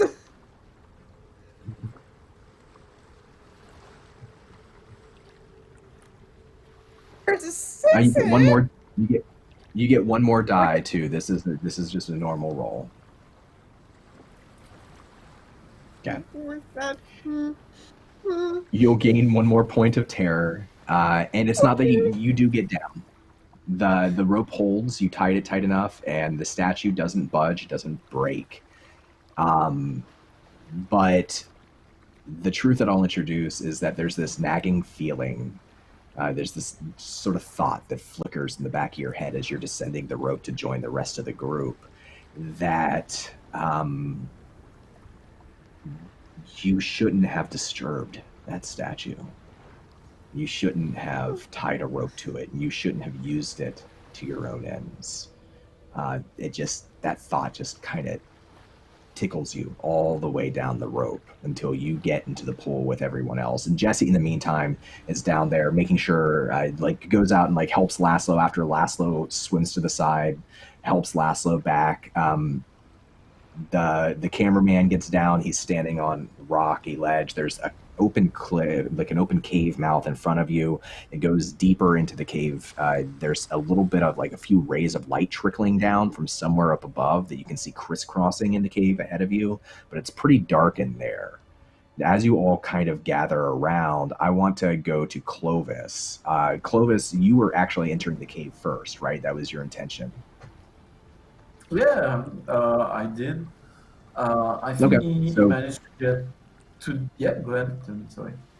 I was just going to say, yeah, if you want to, then we can go on to the next scene and you can introduce a truth about what Clovis experiences or finds inside the cave. And you can kind of narrate what it looks like as we see him, as we cut to him inside the cave. Okay. As we cut inside the cave, we see Clovis pulling himself out of the tide pool. He's standing up, he's opening his suit, he's pulling out a pack of Gaulois cigarettes, lighting one on, and using the match, he starts trying to have a look at the icons carved on the edge of the tidal pool, blowing smoke on them, then taking a flashlight and trying to lead them up and work out if you can recognize something from that.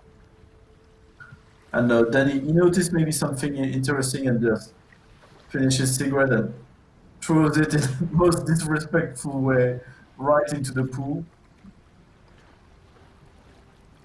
All right.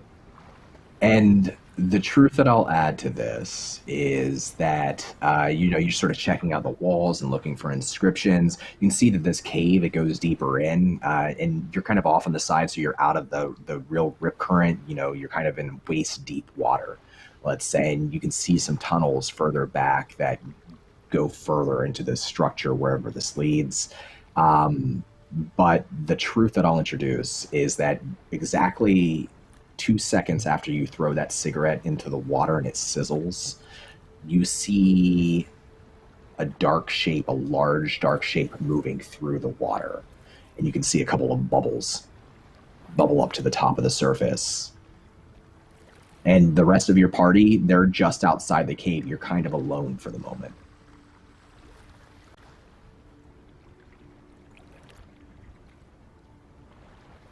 I think Clovis is gonna pull a scuba diving knife from his ankle and take a defensive stance at the ready for whatever's gonna get out of that pool. Where are you trying to position yourself? Yeah, I'm at the ready to quickly stab the thing, and he's looking, especially the camera zooms on the cigarette butt, kind of halfway floating, still lit on the surface of the pool, and the bubble and the foam getting close to it. So there's a moment of tension. Will the butt just be pulled inside the pool, or will this thing emerge at that place?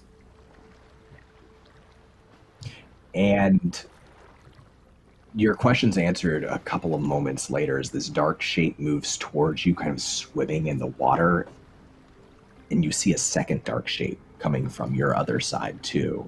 Both of them larger or maybe around the same size as you. For a second, like, it could be, is this a shark? Is this some sort of fish? What is this thing? But when something breaks the surface right in front of you, it's several pallid, decaying arms reaching out of the water, humanoid arms. At least they seem like humanoid arms reaching up for you and your body. One to your left and one right in front of you.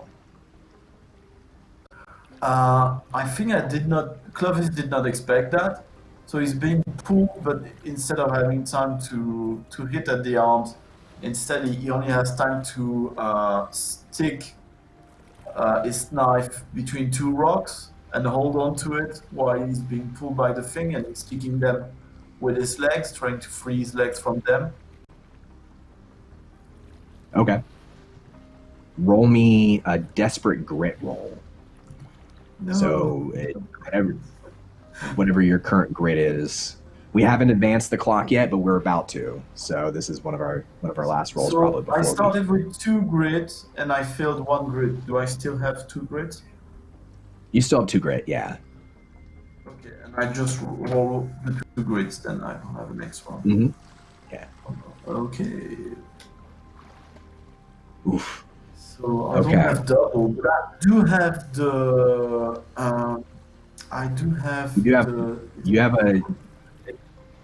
You have 1 die that was donated from chat that you could use here if you wanted to try to roll another die and get a 6. You're looking for a 6. Yeah. Can I use virtue as well? Absolutely, yeah. Yeah, we could do that. So what virtue do you think would help him here? Agile. Which one was that?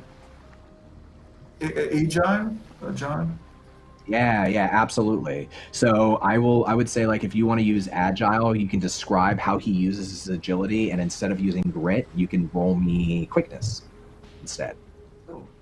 All right. So.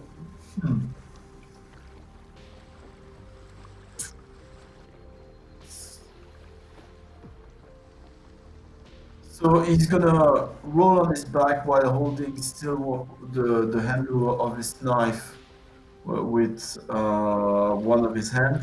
With the other, he's gonna grab a large rock and start very quickly hit the arms between his rock and the edge of the pool, which are quite sharp in stone as well. Perfect. Go ahead and roll me quickness then, as these arms, like, you reach up out, and you don't see the bodies beneath, but you do see, it looks like some hair, like long dark hair, just kind of floating to the surface, following these arms as they continue to reach up out of the water for you. And you got a 6. That's what you needed. So you get to name, introduce a truth. You have control over the story here. What happens next?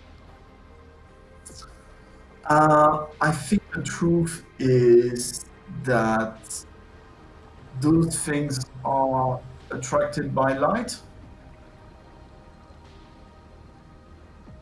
So what actually attracted them was my lighter and then my cigarette butt. That's the thing. I love that. Okay, so they reach up out of, like, for you, and you're pulling back. You're pretty fast, but the one that's closest to you, you can feel just their fingertips, which are blackened and kind of cracked, like tickle against your skin, against your hand. But they don't grab onto you. They snatch. Where on your body is your lighter?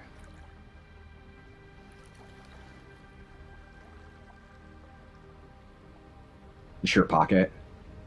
So it's in my inside pocket. So you see one of the hand opening my shirt and revealing my very hairy and masculine torso. This hand is crawling into it in my open jacket and then pulling the lighter from me.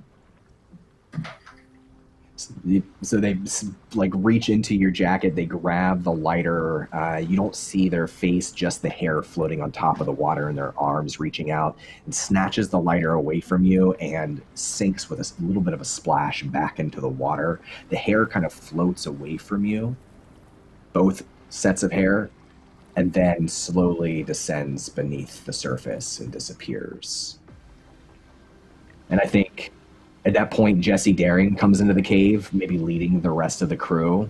Has, like, a flashlight in their hand. It's not on yet. They're just kind of holding it casually, and says, "Oh, there you are. Have you found a way in yet?" Turn off your fucking your light. There are stuff in there, creatures. They're attracted by it. Just got my father's lighter.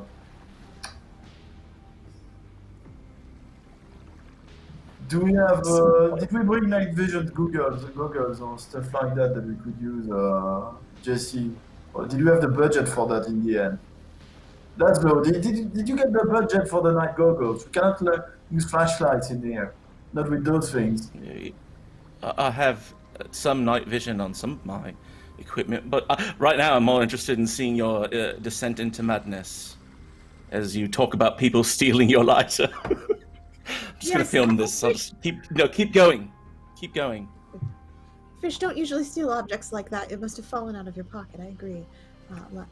These fish need to light up their pocket. Fishes usually they're not shaped like human arms. I mean, strange fish. Well, tell me, I know fishes. I've seen fishes. I eat fish quite often. I never ate fish shaped like a human arm. Maybe it's a catfish, really long, thick whiskers, and you just... Maybe if we put some light on, it would be easier to see what they are. If it's in the dark, it can look like anything. Yeah, Laszlo, why don't we do that? Why don't you stand there and you can lit up your nice fancy flashlight and see what happens? You'll have a nice close-ups of those things. Oh, it's better if I get a wide angle. No, Laszlo, weren't we going to just get a proper mapping of this whole cave system anyway. Yeah, you but could get in a really particular, nice close-up shot. And Jesse, correct me if I'm wrong, but one of us is supposed to go into that tide pool, yeah? And I believe that Monsieur Roquefort over here is the most qualified to put on the scuba diving gear. Oh, sorry, it's the Roquefort. The Roquefort. It's the Roquefort. Okay, I think De I don't know Roquefort that, here is the you know. most qualified. Duh. It's a title, yeah. Jesse sort of gets to a drier spot in the cave and stands up and shakes out their clothes a little bit, and they're looking around. And they'll look to Clovis and they'll say, "We are supposed to go down there and see how deep it goes, and it's in our contract. But if you don't feel comfortable going down there, for any reason, you don't have to explain to me about strange fish people. Whatever it is, I trust you. If you don't want to go down there, we don't have to go down there, but there is extra money in it for us if we do. A big bonus for I'm whoever going down goes." there. I'm going down there. I'm just saying, if we go with lights, might turn badly. So we should brace ourselves for those things. I'll hold the rope or something if you get in trouble. I'll just pull. Like, look at me. I'll pull you out in a second. It's fine. Just watch me. I go down there. I don't care. All right. Well, Laszlo, go ahead and, if you don't mind, give him your equipment so he can see down there, and I'll keep watch out here too. You just give a hard tug on that rope, and we'll be here to support you. Good luck. Laszlo digs through his bag, pulls out a waterproof camera. Hopefully all this stuff was waterproof because he just fell in the ocean. But pulls out this. I imagine it waterproof has to camera. be, He right? felt it like all of a sudden. Yeah, Yeah, it like, must oops, be. I forgot. Waterproof Oops. everything. So you turn on the night vision like this, and watch out for fish arms. Be careful, the arm fish get you. I was going to say, as Laszlo is digging through the equipment and switching out cameras, Arya is going to kind of sidle up next, wait mostly on the leg that wasn't gashed open, trying to sort of hide the injury, trying to hide that there's even any sort of pain whatsoever. He's going to look over and like, did you get a shot of me like backflipping into the water? You got that? Are you asking Laszlo or your hapless I'm asking cameraman? Laszlo.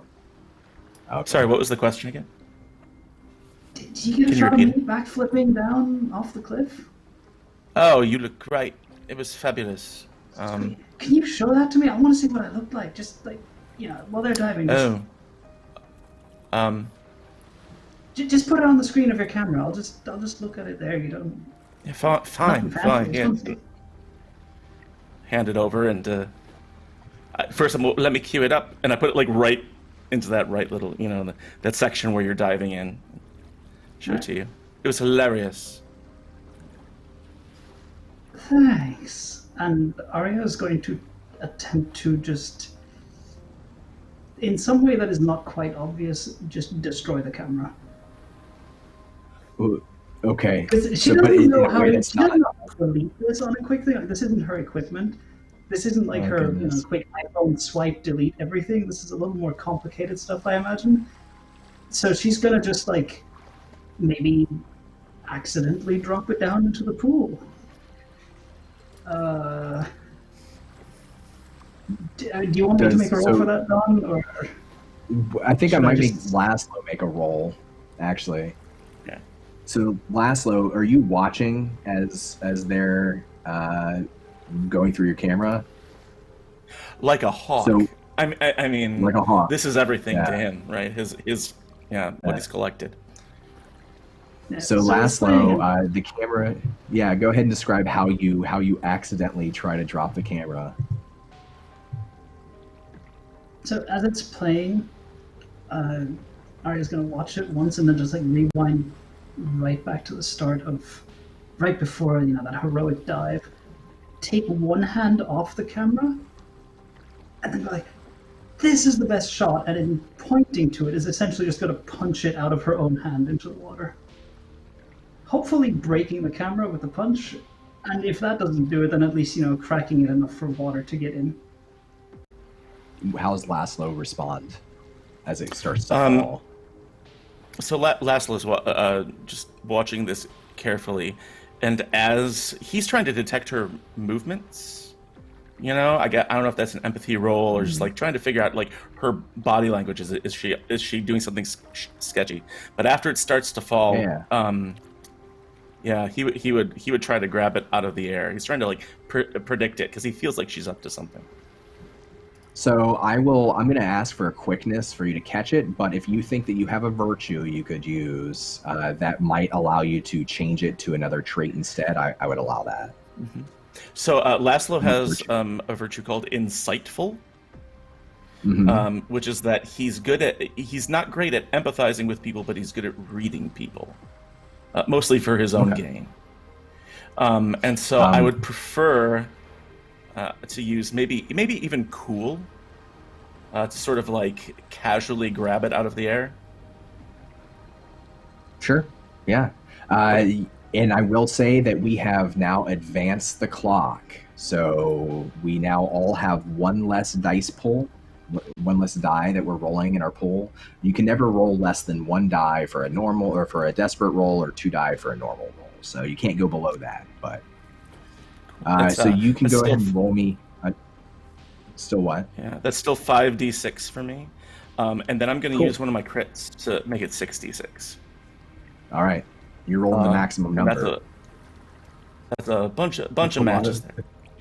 It's a lot of 6s. It's a lot of matches. All right. So you get to name the truth. You get to introduce a narrative truth here.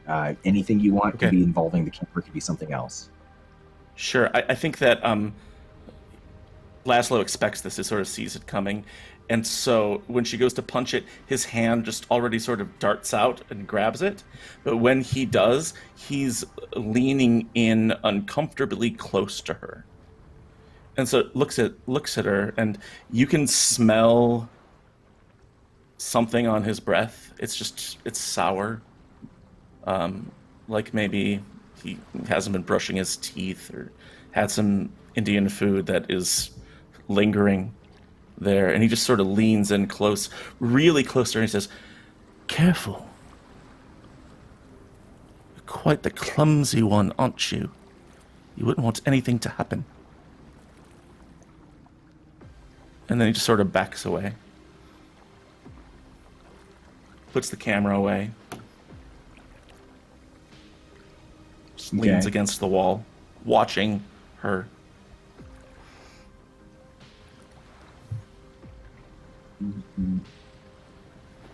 I want you. So what I want is for Kalum, for let's say like a little bit of time's passed. You've gotten into your scuba gear. You're getting ready.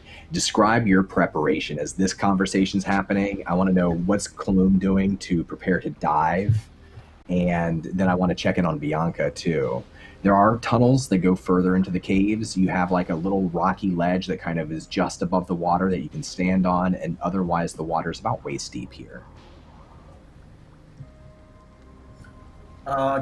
So Clovis is putting on his gear, testing his mouthpiece, testing the second one, spitting in his mask so that he doesn't have any what is it called? No droplets. But one thing which is a bit special, which she does, following what just happened, is scuba suit is supposed to have stripes which are reflective of light. It's like he pull them off and throw them to the opposite side of the cave, the pool. Okay, let's do this. I'm not scared about those stupid things. I'm gonna show you. Let's go. This camera, give it to me. Yeah, take it. Don't leave it down there. We've only got so many cameras.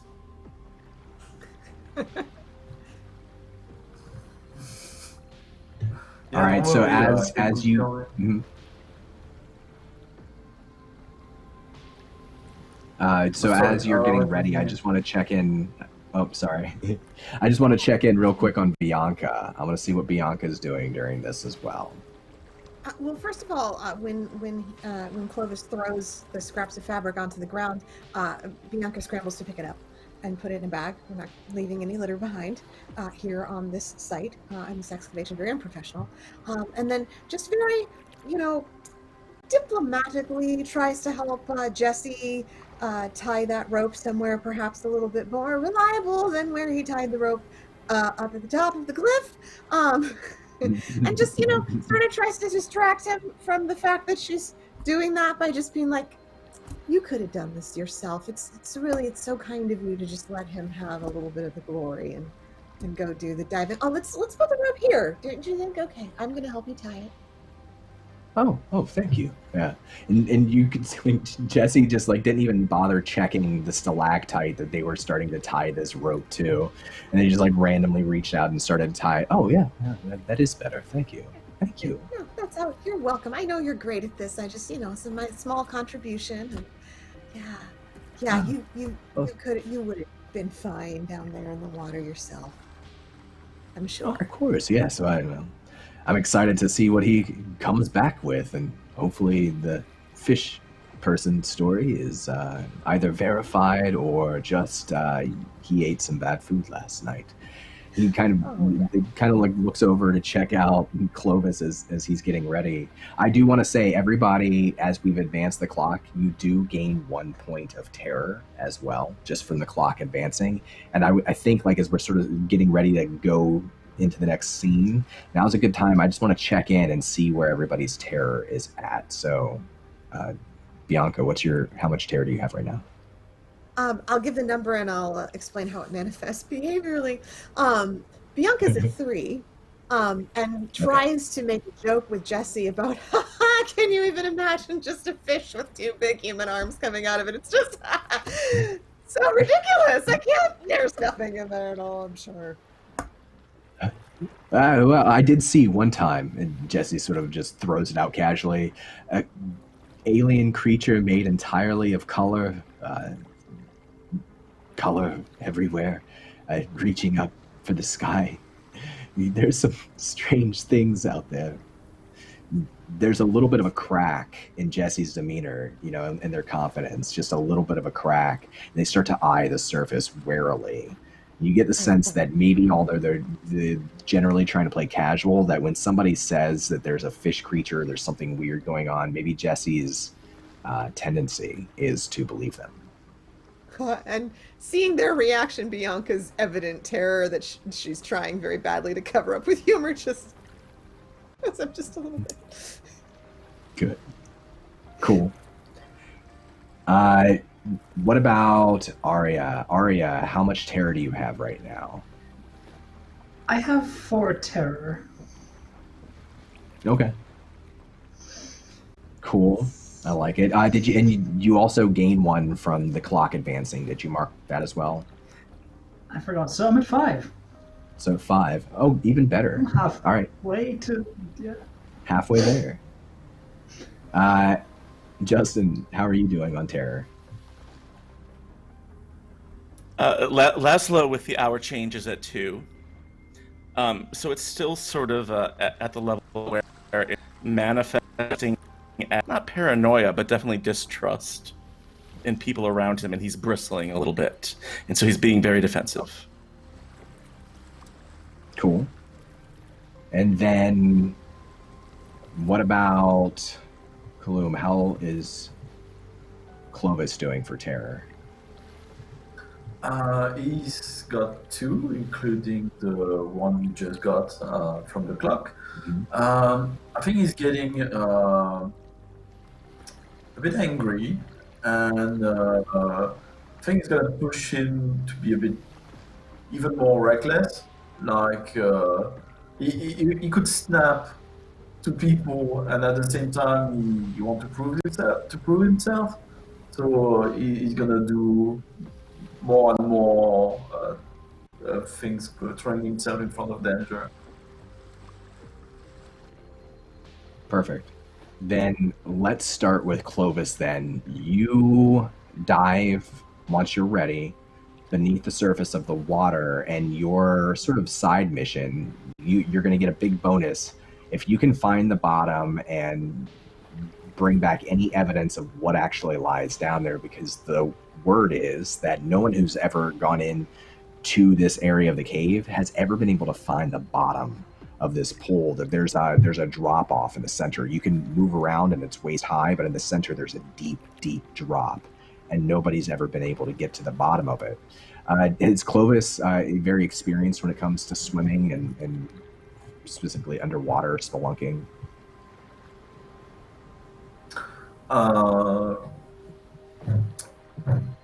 Yeah, no, he's gonna go head for that. So he's gonna do a nice, let's call it in English, a duck with his. He's gonna give a okay sign to the rest of the team, and then gonna go dive straight to the bottom. No, not that. When he says sees last opening, they say, "No, you idiot! That means up in scuba diving. This is okay." Didn't get any training, so is this with his mask? He's like, seriously. All right, so let's start a new scene then. As you dive under the water, it's dark and it's cold, and you've chosen to forego light, instead rely on an underwater camera and some sort of night vision goggles. It helps a little bit, but you can't really see depth very well. You can't make out what's a rocky wall and what's just floating particles the deeper and deeper you go. And the Temple of the Fallen Star has many secrets. Some of them big, some of them small, and a few of them terrifying. What is something that's true about this scene for you as you dive?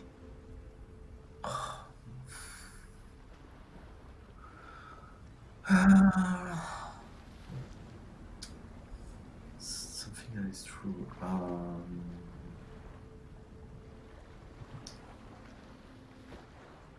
It's true that the people who go deep remain in there, and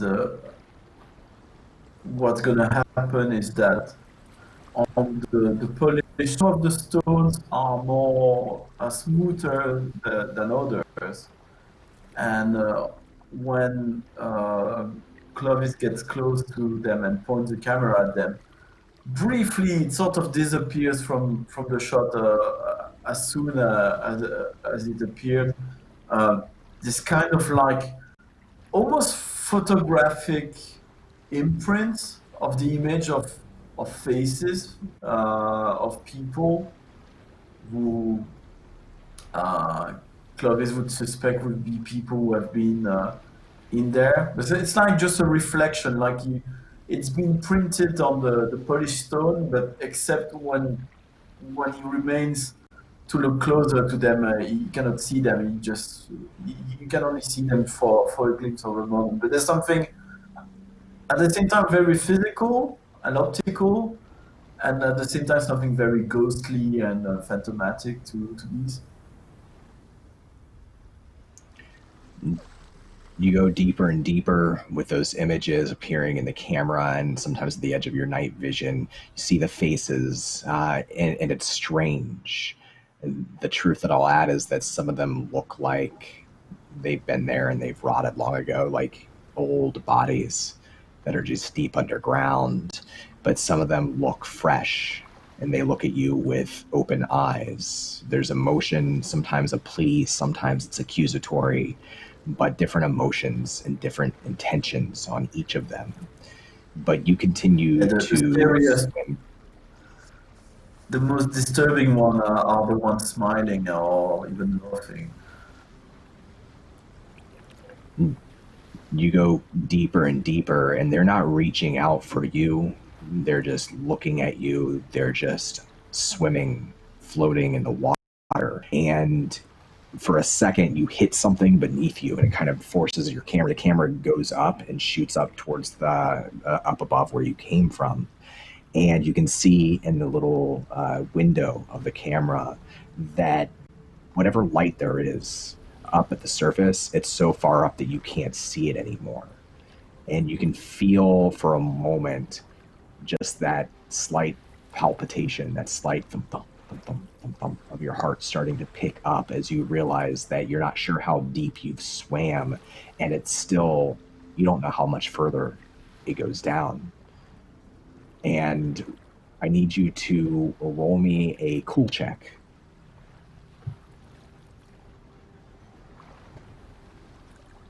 Cool. I've got 4 in cool.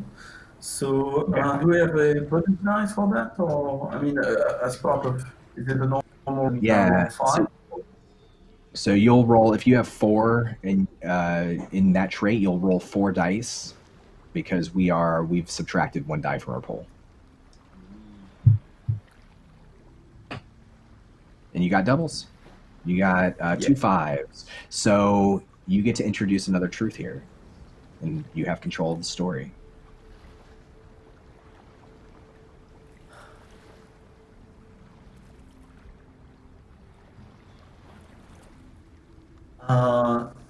Clovis is gonna go deeper, but after a while, he's gonna start to see a light at the bottom and follow the light. And what happens is, instead of finding at some point he thinks what's going on is this water in suspension. Is he gonna fall into a well-lit, well, not well-lit, but a somewhat lit room, that he's thinking he's going to fall off from a column of water somehow, but yet he goes through. And what happens is that he emerges right in front of the others, like if he had been going up instead of down.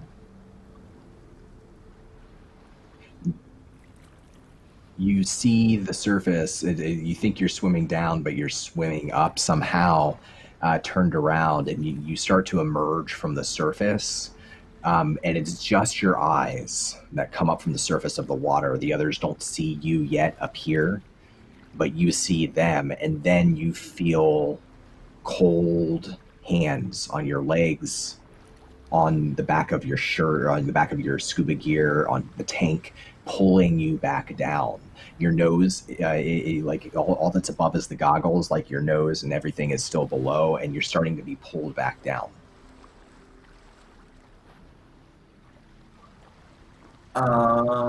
So what Clovis is gonna do is he's gonna use the second mouthpiece from his bottle to release a lot of air from his bottle. So he's going to make a lot of bubble and a lot of noise at the surface. So this way he's going to mark. He's going to let the others know that where he is in the shadows of that pool. He hopes he's going to be noticed by the others by doing so, because he cannot yell or anything, but he can make a lot of bubbles using that. The emergency mouthpiece.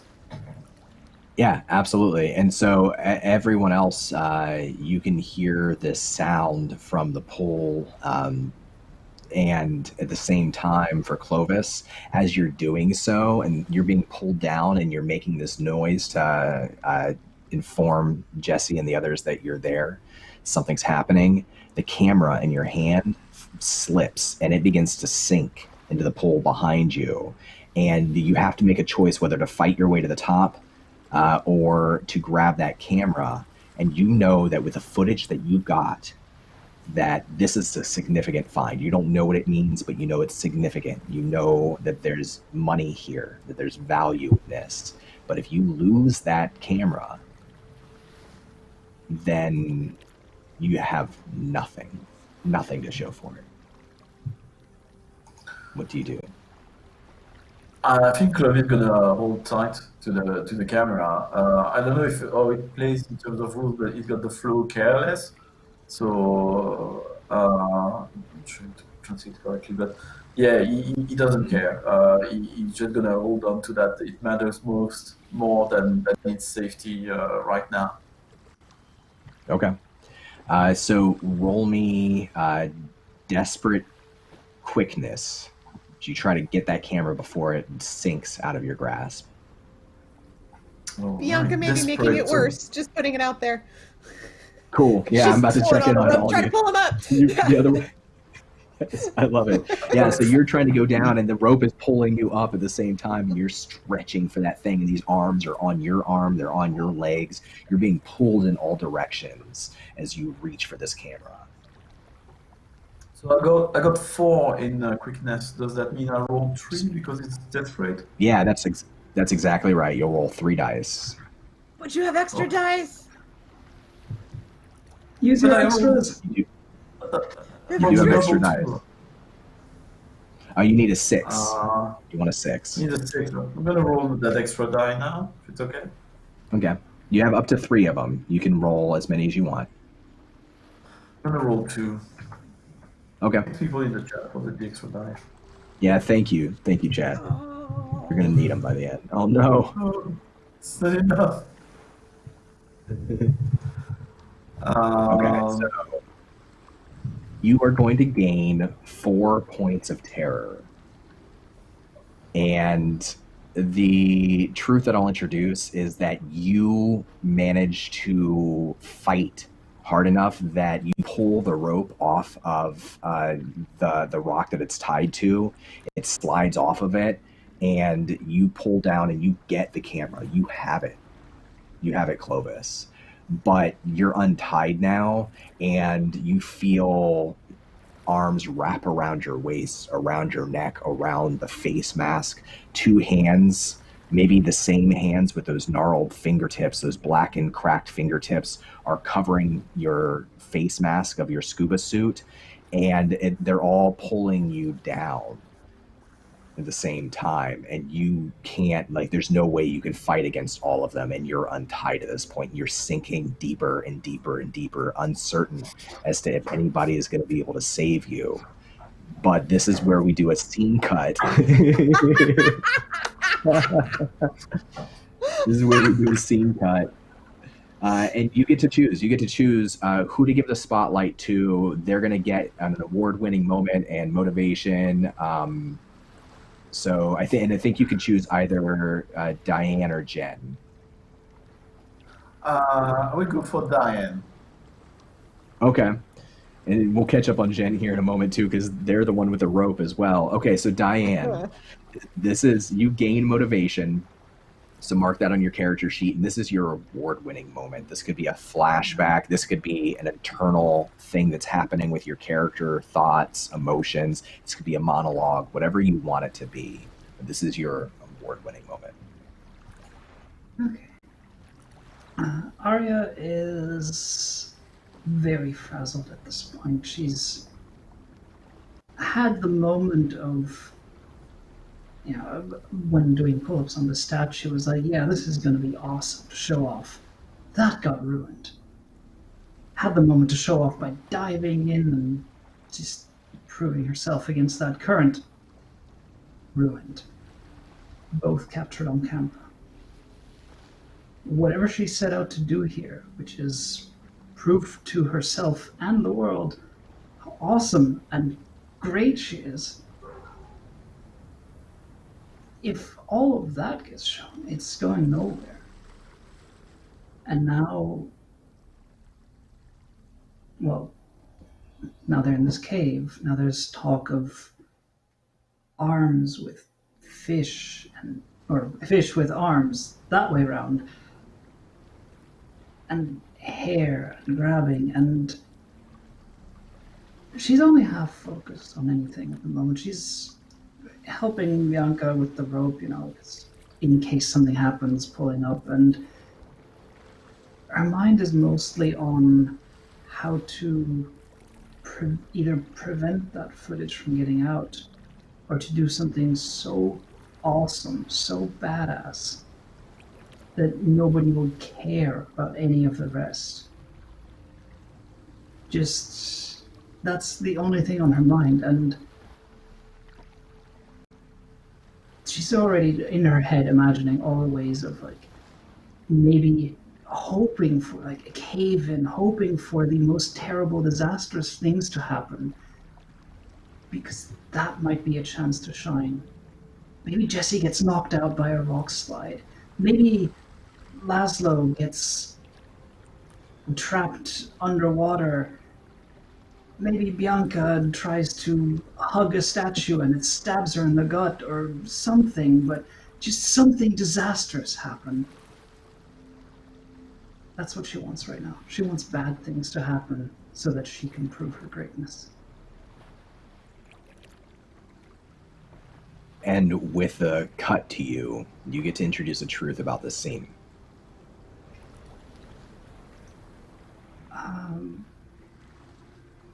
It's going to be a simple truth. The truth I'll introduce is that with the release of air, with the bubbles coming up, both Bianca and Arya are now pulling, trying to rescue Clovis from whatever the heck is happening here. And because they're both pulling, it feels easy enough that it isn't until the rope comes up empty at its end that both of us realize it's not tied off anymore, and he's down there. Shit! The truth that I'll add to this. Arya, Go ahead. No, you go. I was going to say, to Arya, this is almost immediate wish fulfillment. Now she gets to save someone. Now she can be a hero. And the truth that I'll add to this, as this thought crosses Arya's mind, is that there's still that howling, that constant howling that you could sort of hear outside, hear it even more now. But it's not the wind through the cave. It's something inside of you, Arya. You can hear it.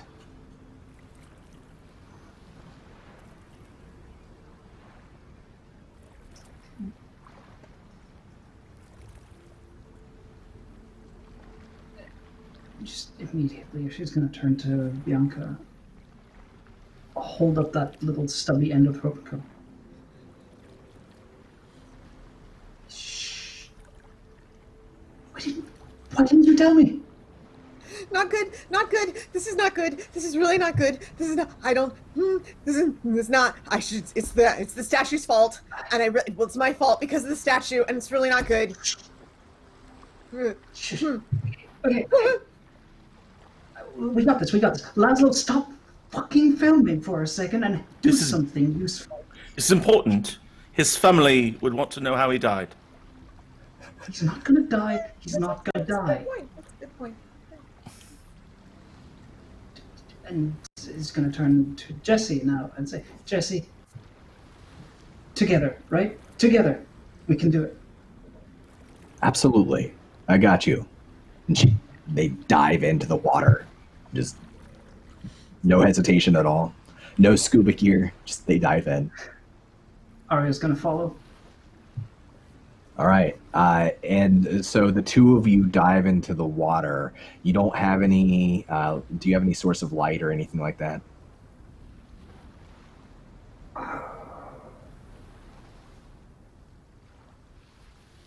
I'm gonna say that because of the trait impatient that I put in, the thought of how to actually do all of this hasn't necessarily crossed Arya's mind. Okay. Sorry, Clovis. And Jesse's, I mean, they're very similar, right? They really act before they think, and they have the tendency to just be lucky and somehow make it out of situations that other people don't. So the two of you, I mean, you can feel the motion of Jesse swimming downward, you know, the push of water around you as you're trying to keep pace and work your way down and reach Clovis wherever they are far beneath, but you don't know how far this water goes down. The two of you are pushing and pushing and pushing. What's your goal here? Like, what's your hope? The hope is to reach Clovis in time get him back to the surface, and be a big damn hero doing it. But the hope is for just to survive. To do good. Roll me a normal quickness. Just a normal quickness roll.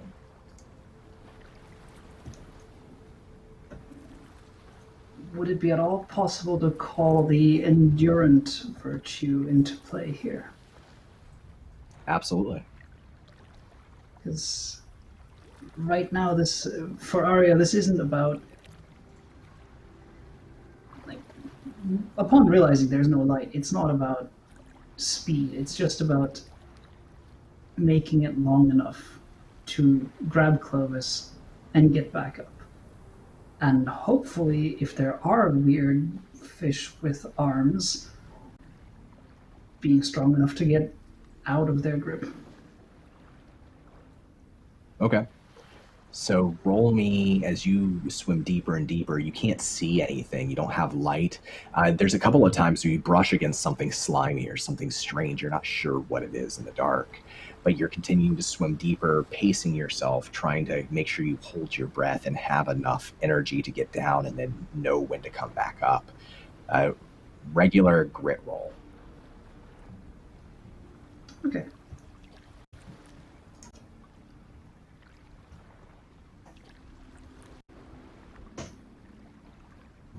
Nice. So you needed doubles. You got 2 6s. You get to introduce a truth here. Okay.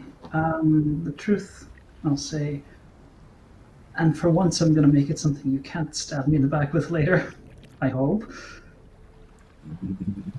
is with the combination of Jesse and Arya both swimming in unison and grasping, there's that sense of keeping each other going, pacing each other, and through that they eventually manage to get to Clovis.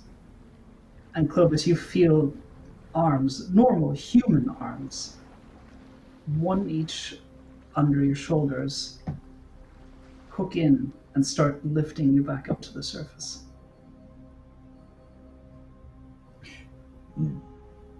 We'll say that Clovis, you felt all of these arms pull you down, down, down. You see the eyes in the dark through your nighttime goggles staring at you. Some of them appear to be somehow weeping underwater. Some of them appear to be screaming or angry. And all of them staring directly at you as they pull you down further and further and further. And for a moment, you feel like you've hit the bottom, that you've actually hit the very, very bottom of whatever this chasm is. And you start to run out of oxygen in your scuba tank. And for a moment, your eyes drift closed. And then they snap open again, and you see there Arya and Jesse grabbing you and trying to pull you up.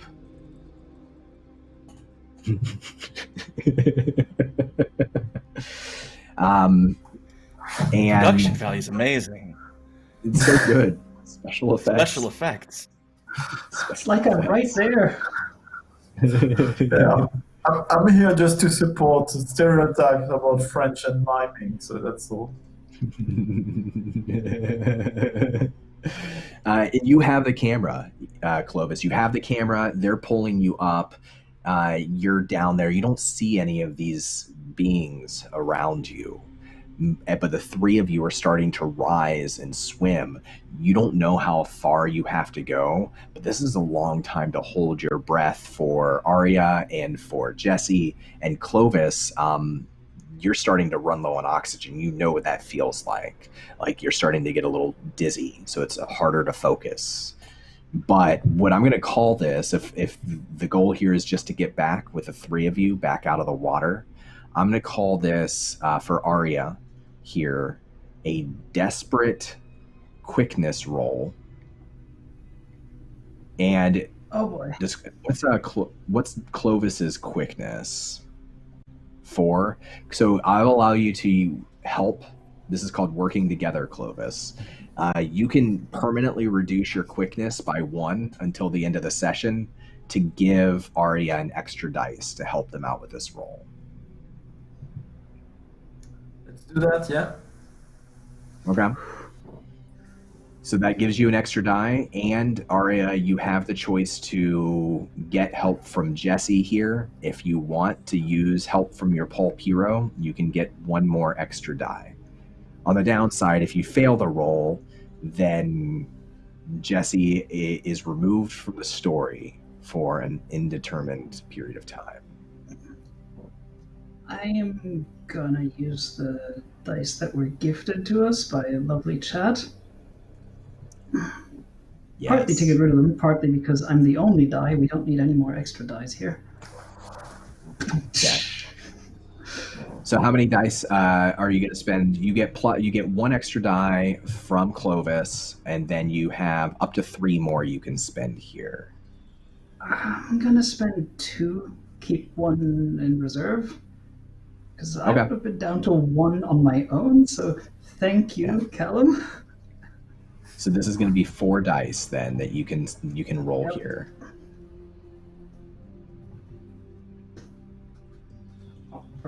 Oof. You do have motivation. You can spend your motivation to re-roll if you want. I am definitely going to do that. I've failed enough desperate rolls already. So you have 2 dice for this roll. You need a 6. You know what? I'm going to spend my last gifted D6 as well, just to make it 3 dice. Excellent. All right. Go for it. I want this. Yes. It's the third one. Is. That last one. That's the 6. All right. So the 3 of you are swimming up together, and Arya, you're taking the charge here. You're starting to, it's hard to hold your breath. You're starting to lose it. You're not sure if you're going to make it, but you get to have control over the story and what happens next.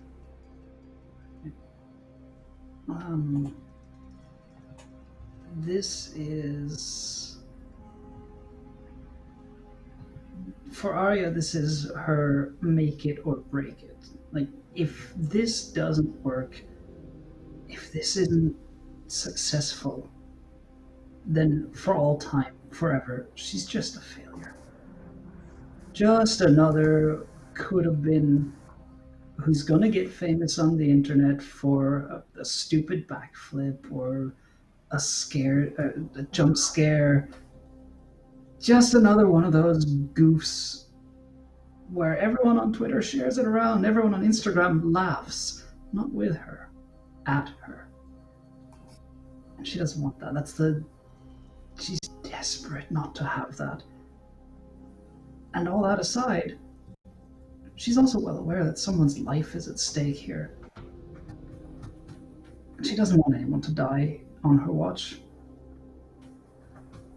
So she's pushing, and the fact that Jesse's there, keeping pace, that's motivation. And she's got in her mind, she's got that visual of the both of them breaking through the water at the same time. And then Clovis showing up as well, alive, healthy, or healthy as can be.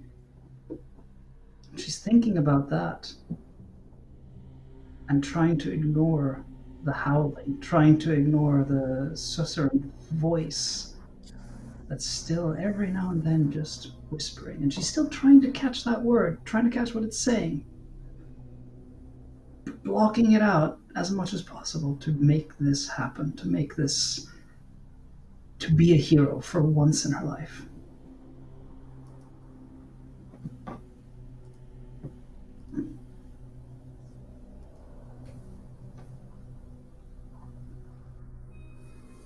Muted. As the 3 of you are swimming up to the top, I want to go ahead and cut to Bianca. And what is Bianca doing once they, and as Laszlo as well, what are the 2 of you sort of doing in the meantime as they've swum down and they don't immediately come back anyways? Jen, you can go first if you'd like.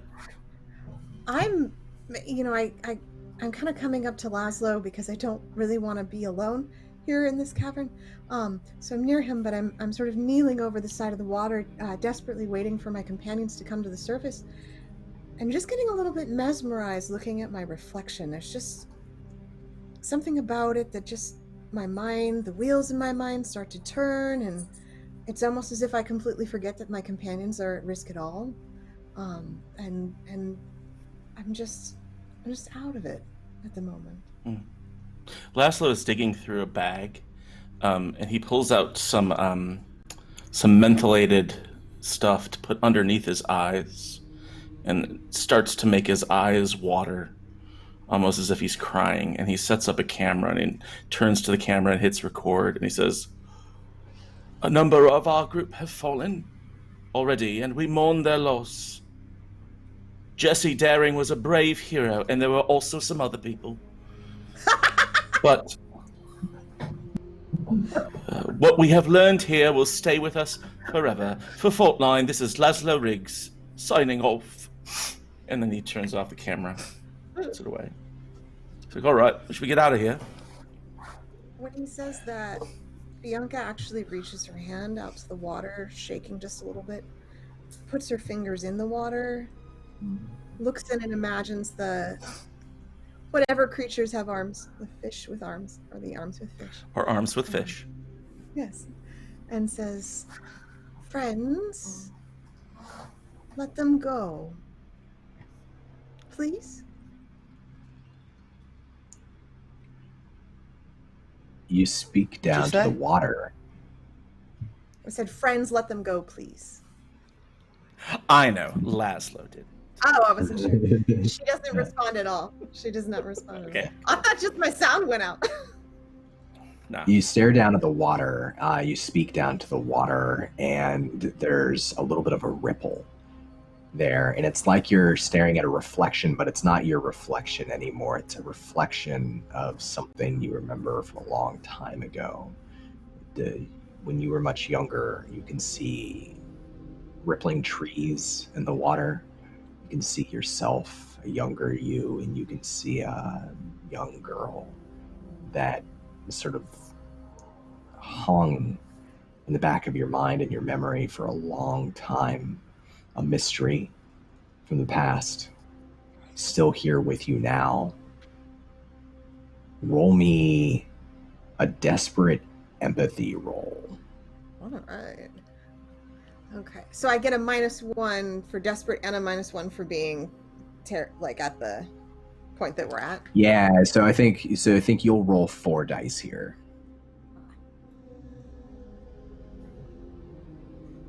And you're looking for a 6. I got a 6. Nice. There's a 6 in there. You got it. You have control. So what happens next? What's one truth about this scene? Well, I see the reflection of this ghostly friend from my past, and I immediately flash to the image of that girl in my dream up at the surface at the top of the bluff.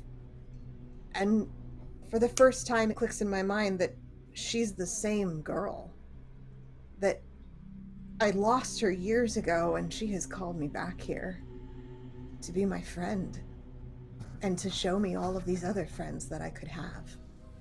And so these friends welcoming me pull themselves away from my companions at my request.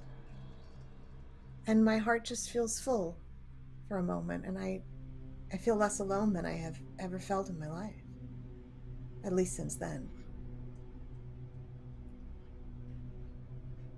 And you can hear, it's almost like just on the wind, like a song, like a childhood song that you can't quite remember the words to, but there was something about them that you remember used to be important.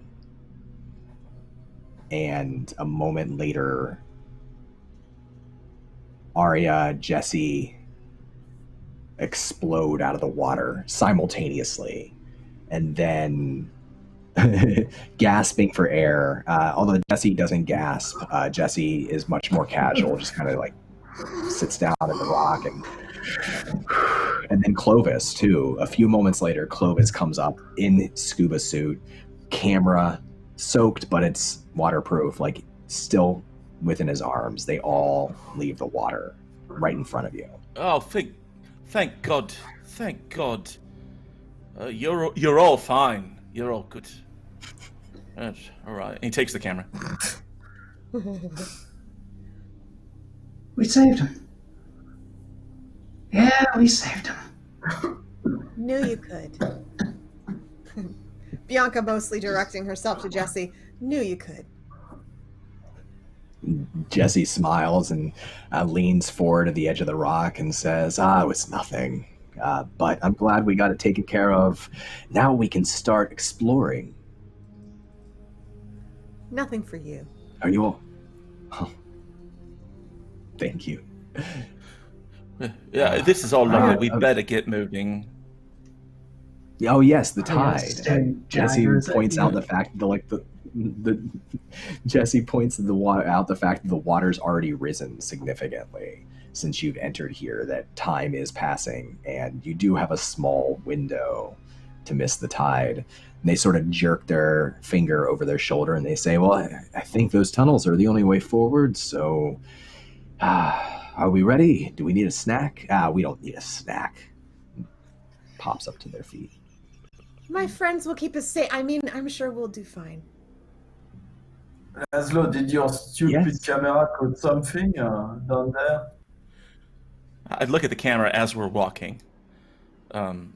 to see if there's any footage on there. Would I see anything? Roll me smarts. Just a normal smarts roll. Yeah. Just under the hour, huh? Just under. That's right. Okay. So that's only -1 from the first hour. Mhm. Oh, no successes. 51436. So the truth, you gain 1 point of terror, and the truth that I'll introduce is that you do have footage of what was seen in the water below. It's jerking footage, moving side to side with that sort of night vision camera turned on so you can see the rocks and the stones. And occasionally the camera flips up and you can see it's his panicking face. You can see his eyes. You can see the way he's moving his head back and forth as he's continuing to swim down further, that he is completely panicking under there, but you don't see anything else. You don't see any other people, any other things. Looks like a lot of footage of you being afraid of drowning. I'll show it to him.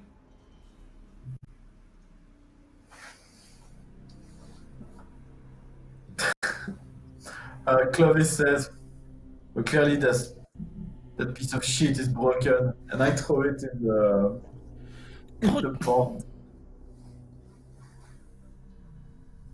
I give up. Why don't you go fetch Well, the it? cameras. You'll get new footage, I'm sure. I'm sure we have time for that. Oh, we'll make time, don't worry. We spent a long time risking our lives to get it back for no reason.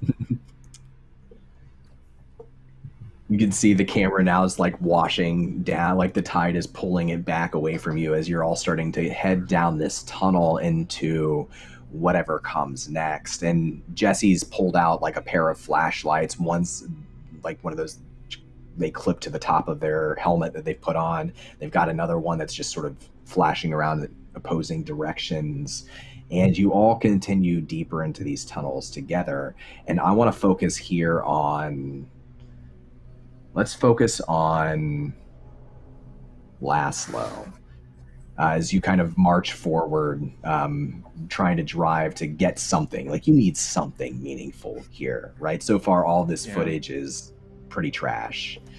Yeah, especially since he didn't get to tell the story of the demise of Jesse Daring. He'll have to delete that or save it later and repurpose it. You know, yeah. He's sad that nobody's Well, there's dead. still time. Yeah. So Laszlo, as you enter into the next area, the Temple of the Fallen Star has many secrets, some of them big, some of them small, a few of them terrifying. Our clock advances 1 hour. Everybody gains 1 point of terror. And Laszlo, you get to introduce a truth about the next scene, the next place, the next location. I think as the party emerges into this room and we see those sort of strange 90-degree, man-made angles in the rock and the structures, like adobe buildings or just simple houses almost, but they're all stacked in strange ways. And some of them are jutting out of the wall. Laszlo's not watching any of that because he's like looking through his camera for something he can use. Just, going through, and all of a sudden his camera just sort of blinks off, just stops working. And he's just has to smack it, and he says, What the hell is it? And he puts it away, pulls out another one, it won't turn on, pulls out another one, it won't turn on. And he says, a fat lot of good that does me. How am I supposed to record the adventures of Jesse Daring if nothing's working in this stupid cave? And all of his electronic things just won't work. Did you bring pen and paper, dear? Pen and paper? Who am I, Jane Austen? You could do worse. Sure. The answer's no, I'm not. He doesn't have the shape. Or he doesn't know how to write. Illiterate. So this area that you've entered is a much larger chasm, and it doesn't quite make sense spatially how it got here. How they're not rocks. It's not like stalactites, stalagmites. They're like obelisks, platforms, stairs, jutting out of the wall, but in angles that don't make sense. How they've managed to stay perpendicular to the ground or parallel to the ground for so long. The stairs that are coming out of the ceiling at an angle, but why would anybody put stairs on a ceiling in such a way? It does look very much like one of those pictures, one of those illustrations where everything is it's difficult to get perspective and everything is very dark here. The only way that it's lit are by the beams of light cast by Jesse's flashlight and their headlight as they're glancing around. And the truth that I'll add here for Bianca is that just for a moment, as Jesse's casting the flashlight towards the ceiling, they don't notice it, but Bianca notices a very familiar young girl in a tattered dress, upside down, walking along the ceiling, and then the light crosses by and they're gone. So Bianca reaches up and sort of cocks her head to the side and waves at something off up in the ceiling. Rather obviously, she's not trying to hide it at all. Hi there. Yeah. Long time no see. Oh, yes. Who are you talking to? Oh, the wind? You don't see anything up there, right? It's just rocks. It's just, Well, these are strange rocks, but no. Do any of you see anything up there? Fish with arms? Arms with fish? Neodor, Repeat that. are you talking to and the wind? Repeat that, Laszlo. And I will personally add a pair of arms to that pool. And Clovis pulls out his knife and just points it towards Laszlo. First towards one of his arms, then towards the second. All right. Settle down. There's no need to be hostile.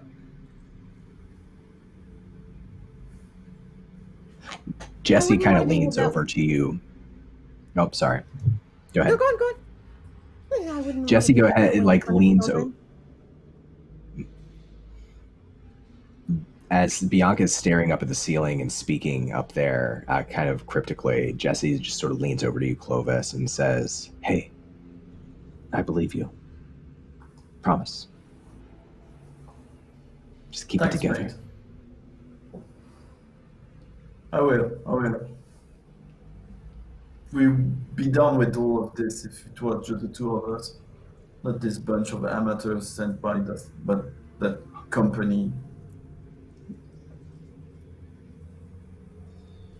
Jen, what are you trying to do right now? What's Bianca trying to do right now? Bianca is torn because she kind of wants to find a way to go follow her ghostly friend, and is also aware that that is going to look completely ridiculous to everyone else. So she's just barely containing herself from giving it away. She actually might just lean over to Laszlo at one point and just go, "Really, you don't see anything? There's nothing up there on the upside down like."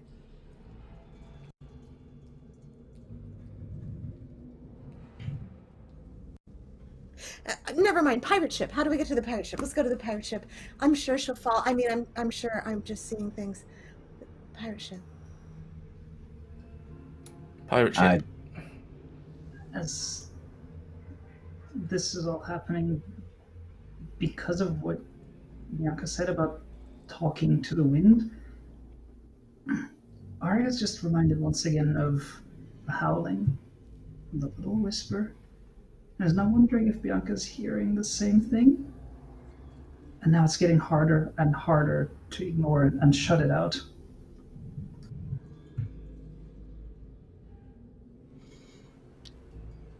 Roll me desperate empathy, Arya. Again with the desperate. Sorry, I'm not. Don't be. I get 1d6. This is amazing. Oh no. And you I'm don't have gonna any do. I'm gonna exploits? be nice. I'm gonna be nice. I'm gonna give you one of my die. So I get to give them as a gift at any point. I'm gonna give one of them now. So you can roll 2d6, and you just need a 6. Yeah, just a 6. That's all I need. And oh boy. Arya, the truth is, as you're trying to push down that howling, to push it out of your mind, that whatever is traveling with you, whatever is inside of you, it takes control. And wildly so. Chaotic, maybe violently, whether it's towards yourself or towards your environment or towards anyone nearby, but it takes control. And it's not, if it has an intelligence, it's not a human intelligence, it's something else. It's a hungry intelligence, and it only has a few seconds where it has control of your body.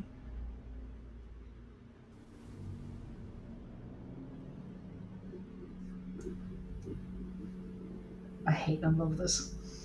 I meant for it to be a throwaway comment. Nah.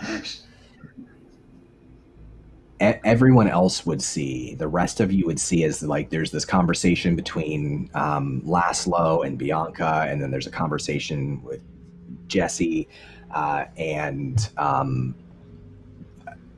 first of all, I'm just gonna say, like, Clovis probably notices this first, but a moment before Arya begins howling, you notice, Clovis, that your cameraman, your red shirt cameraman, he's gone. Who knows what happened to him? He's no longer with you. And then Arya begins howling.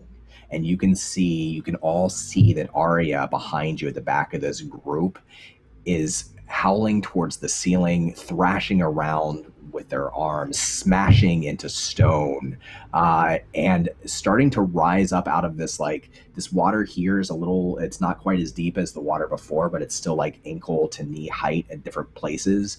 Arya is beginning to rise up out of the water, their feet several inches above the water as their legs and arms begin to thrash around wildly.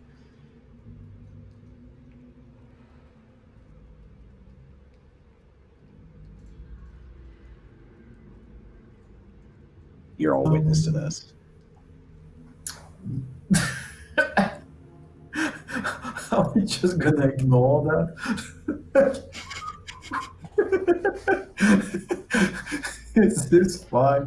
I think Clem is gonna try to grab her, to calm her down, have her lie down on her back in the water, and yell at Laszlo to help him out. She's losing it. Help me. Laszlo is filming this as quickly as he can. And he's sort of torn for a moment, but then he remembers the knife. And he's like, oh, yeah, all right. And I hand the camera to Bianca. one of my cameras, I run over to try and help hold Arya down. Okay. So first of all, Arya gained 5 points of terror. Whoa. Feeling your desperate role. Oh no. Okay. I'm I was like, why doesn't anyone hear me? I just distractedly took the camera, I'll practically drop it in the water, but I'm actually trying to get Arya to levitate higher. I'm like, yes, float like a balloon. Go. Amazing. This is okay. So before we do this roll here and see what happens next, go ahead and gain your 5 points of terror. Let me know, how many points of terror is Arya at right now? I'm on 11. It's been fun. Okay. So you're not out yet. The way that it works is once you cross the threshold of 10, your next failed desperate roll is the loss of your character, and that doesn't necessarily mean death. Sometimes it's something worse than death. So, but right now, this is an interesting, so we have 2 different things that are trying to happen. We have Bianca trying to push you up higher, and we have Laszlo, and I'm guessing Jesse is probably helping you too, and Clovis trying to pull down, like get you down, hold you down, make sure you're not thrashing or hurting yourself. Yeah, I guess I'm trying to catch her eyes, get my face close to her face, and look into her eyes, and to say a few things to her. Okay.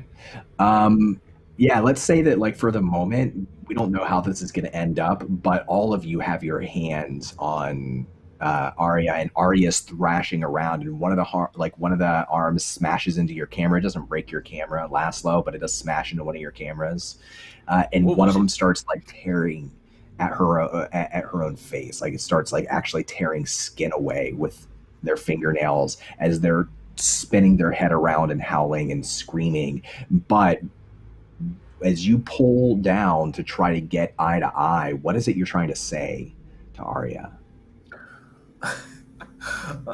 With kind of crazy eyes, Clovis looks at her and says, look at me, Arya. I'm a Roquefort, I'm a de Roquefort. You're gonna make it, I'm gonna take you out of here. I'm gonna save you, and I have all the followers you wish to find. My ancestor walked this place and they survived. Look at me, I can take you out of here. You just have to believe in me.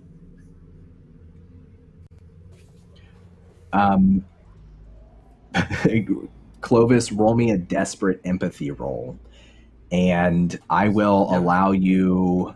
I don't think Laszlo can really help you with empathy, because Laszlo doesn't have enough of it. But if you want to use Jesse as aid, then you can add 1 die to your roll. That'll give you 2 dice for a desperate roll. And you still have 1 more dice donated to you from chat if you want to throw that in there as well. Okay, so I want the help from Jesse. I have 3 in empathy normally. So I'm gonna use 1 from the chat room. So where do I stand now? If you spend your last donated die, you'll have 3. So you get to roll 3, and you need a 6. Okay, and what I really want to do is use the name of my family and my reputation, and we'll see if I need to use it. But I want to use the virtue, my 3rd virtue, which I have not named yet, which is overrated. I love that. Amazing. Oh no, I yeah. tried to roll in the Twitch chat room. Sorry. You tried to roll in the Twitch chat. How crazy we are tonight. Oh, you got a 6. You got it. So you get to. So first of all, you got it. The extra die was enough. So first of all, Diane, if you want to describe what you think Arya looks like right now, go ahead and describe what you think Arya looks like, and then Kaloum, you can introduce a truth. You can take control of the story here. Okay. So Arya is, like you said, thrashing, roaring, looking skyward in the way that looking skyward and with hair at this point moving about wildly, but moving about slowly, the way you would expect to see if someone's underwater, just swirling about almost, with parts of her face peeling off like wrapping paper. What's underneath, I don't know, I'll leave that up to you. But the one thing that really stands out to you as you're staring into her eyes, it's like staring through cracked glass. The eyes themselves just cracked, splintered, like a shattered mirror, like a kaleidoscope of the iris at odd, weird, adjacent and tangential angles. That's what you see.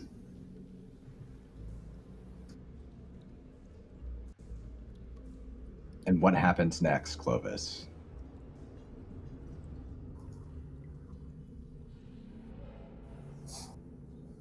As Clovis sort kind of in a manic way yells the name of his family, it sort of resonates in the cave where we are, in the corridors, and the echo sort of takes a tone like it's more like other people are repeating the name. And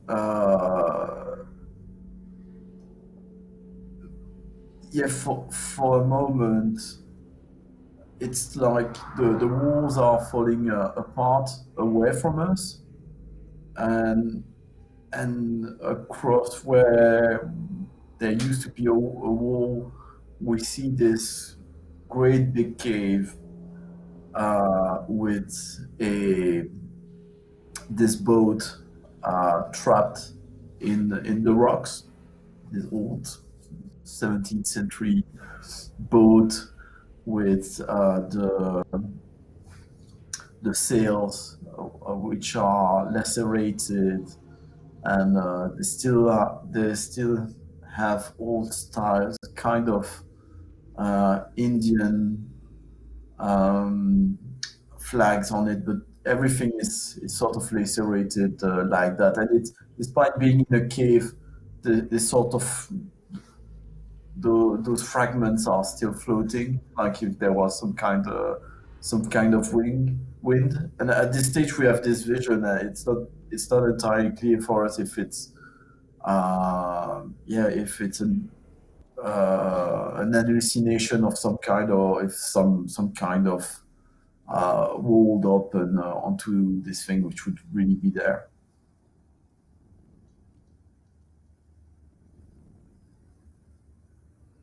You're muted.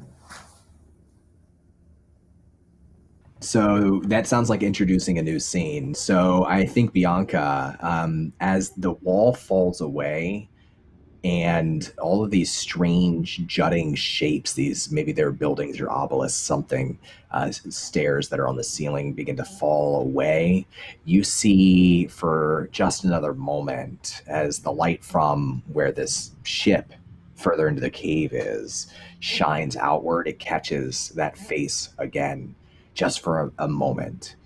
And then the walls peel back into the shadows with a great rumble, and the water that's around your ankles and your knees washes out towards a second cove where the ship is. And you can all see that in the secondary cove is this ancient ship, not sure what origin entirely, but still fairly intact. And on a little tiny rocky ledge that the ship is partially resting and collapsed against is just a beam of light that's shooting out of the ground, like a large golden flashlight that's shooting up from the ground and onto the ceiling here in this space. And with the introduction of a new scene, I want to give this one to Jen. Jen, so the Temple of the Fallen Star has many secrets, some of them big, some of them small, a few of them terrifying. What's one truth you'd like to introduce here? The ship, and the reason why Verizon was interested in it, contains a communication device, an intergalactic communication device, and the light is pointing the way toward it.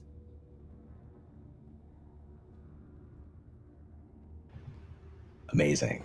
And the truth that I'll add to this is that in this moment, as the echoes of Clovis's family name being sung, being chanted through the halls, resound from voices that are not any of yours, other voices that have been here for a long time, that for a moment, at least for the time being, Arya, you're back in your body.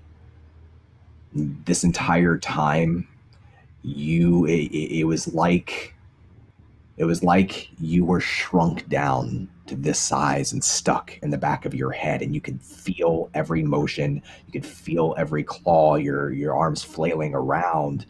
You could feel now how hoarse your voice is from screaming and howling. But you're suddenly back in control with a jolt.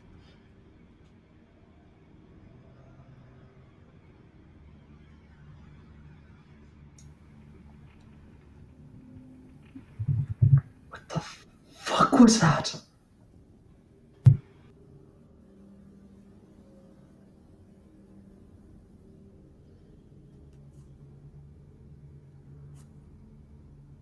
Let's go play.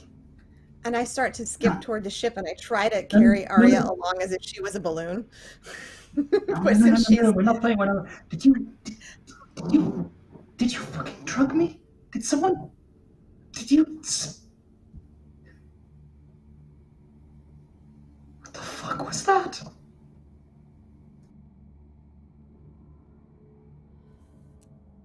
The ship.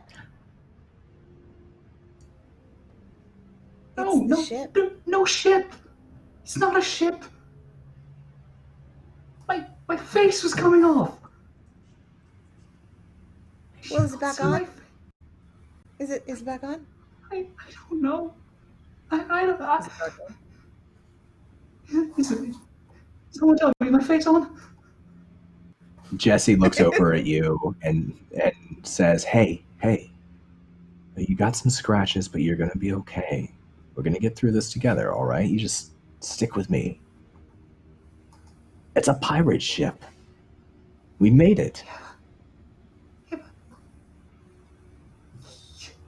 You have a good side still. Like, Arya turns to Clovis and I was like, I saw you. I saw you. There was you and you were many. There's you and there was another you and then I heard all of them. All of you. I heard all of you. I'm sure it was my ancestors. You've seen all my lines. We go back to the Merovingians, you know. We are a long and proud line of adventurers.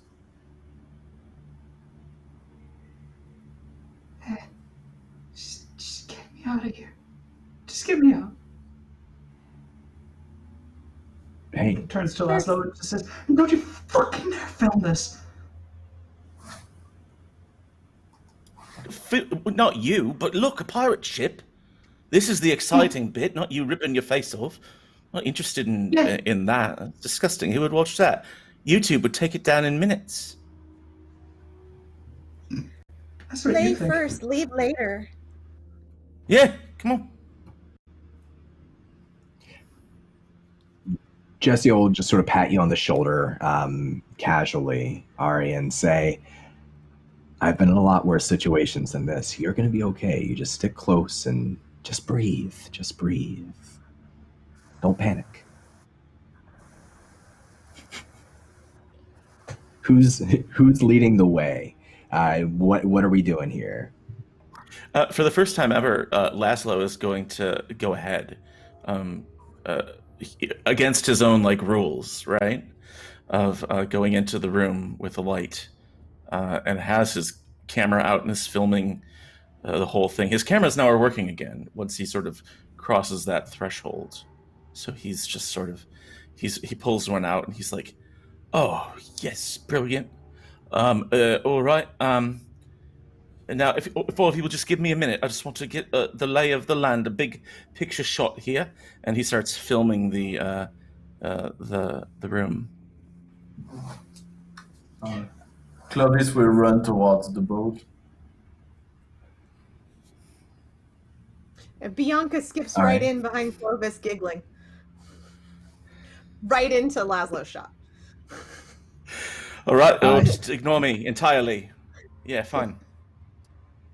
Jesse sort of goes into the water after them and looks back apologetically to you, Laszlo, and just sort of I guess I gotta go. Right. Jesse, if I can just get you yes. step to your left. Yeah, of course. Is this good? Brilliant. Do you want a famed explorer? Flex or? We'll try a few different takes.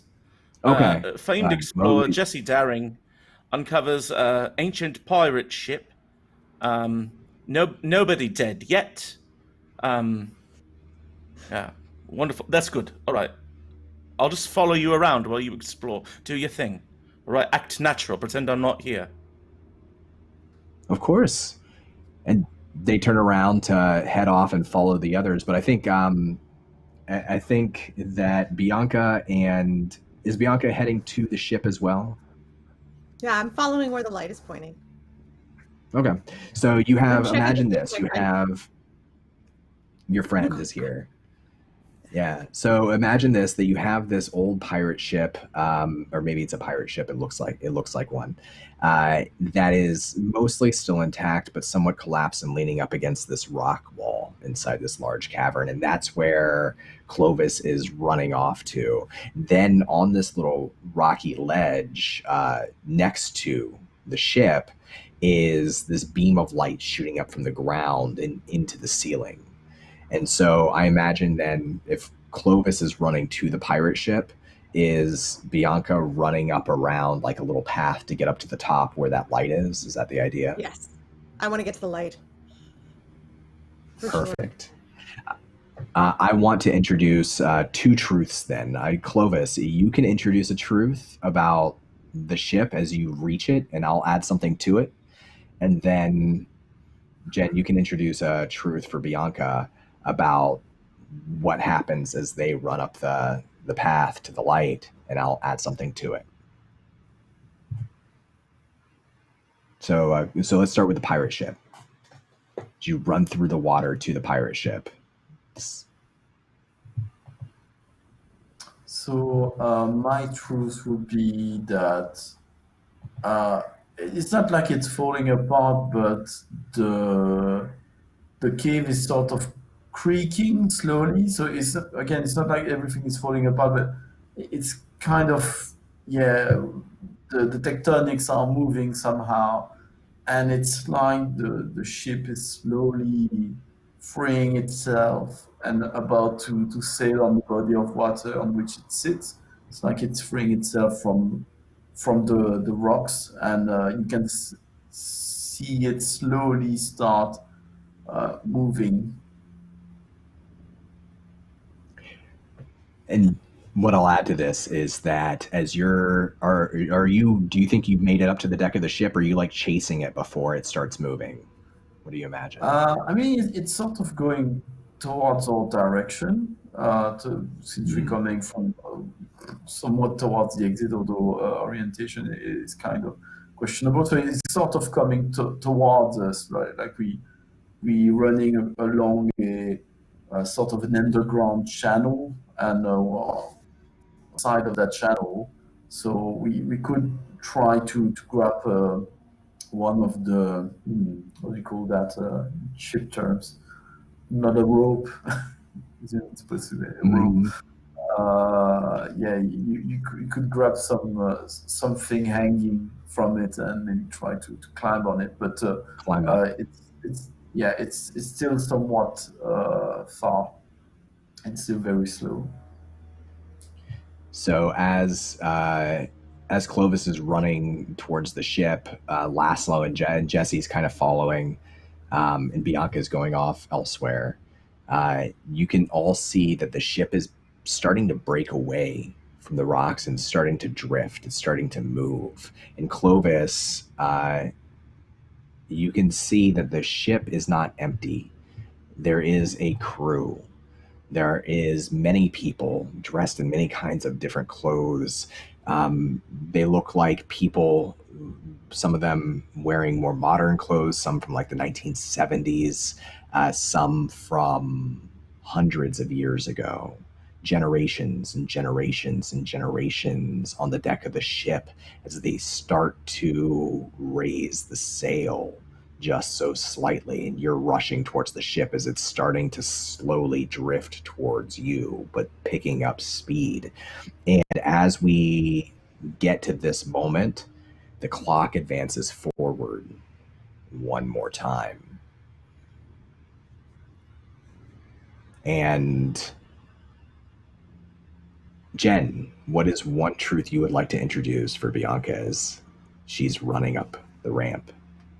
The closer Bianca gets to the source of the light, the more she hears that childhood song in her mind, and the more she remembers it. And at first she's muttering and then singing along with it. And it seems to sync as some kind of frequency with the light and turns on whatever communication function the light has and broadcasts that frequency wherever it goes out into the galaxies.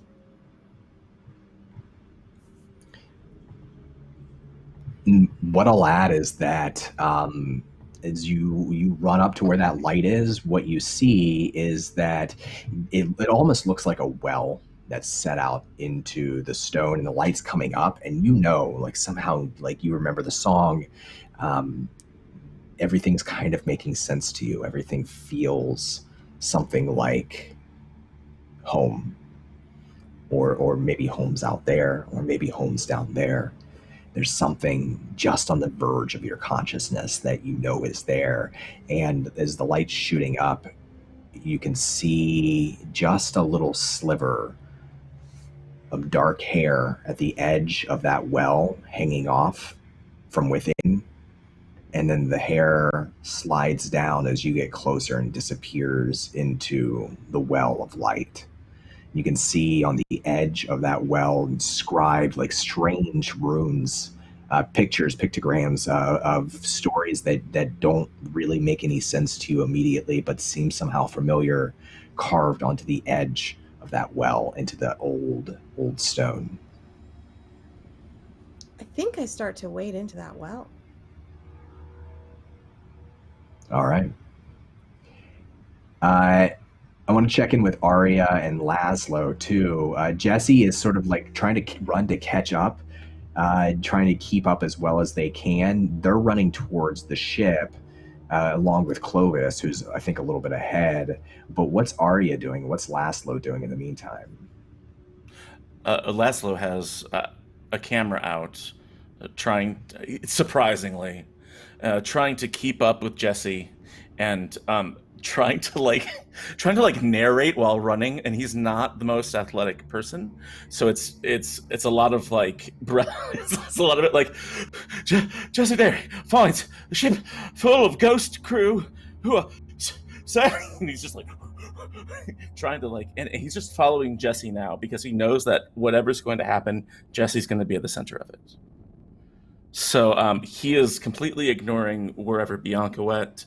He doesn't even really care that that they're following the Frenchman. You know, it's just all about Jesse. Okay.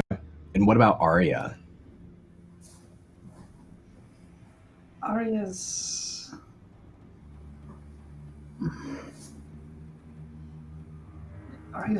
completely stopped caring about the primary reason why they're here at all. And now it's just all about... Now she knows there's something else here with her. Truly with her. Not just somehow present in the air, but present in her as well. And she wants to know what it is. She wants to find out what it is, because despite the terror, despite how horrifying it was to be so small and so powerless, at the same time, that was a feeling of being powerful, of rejecting gravity, of being more. She wants it again. She wants that forever. And she feels that maybe that well will lead her to it.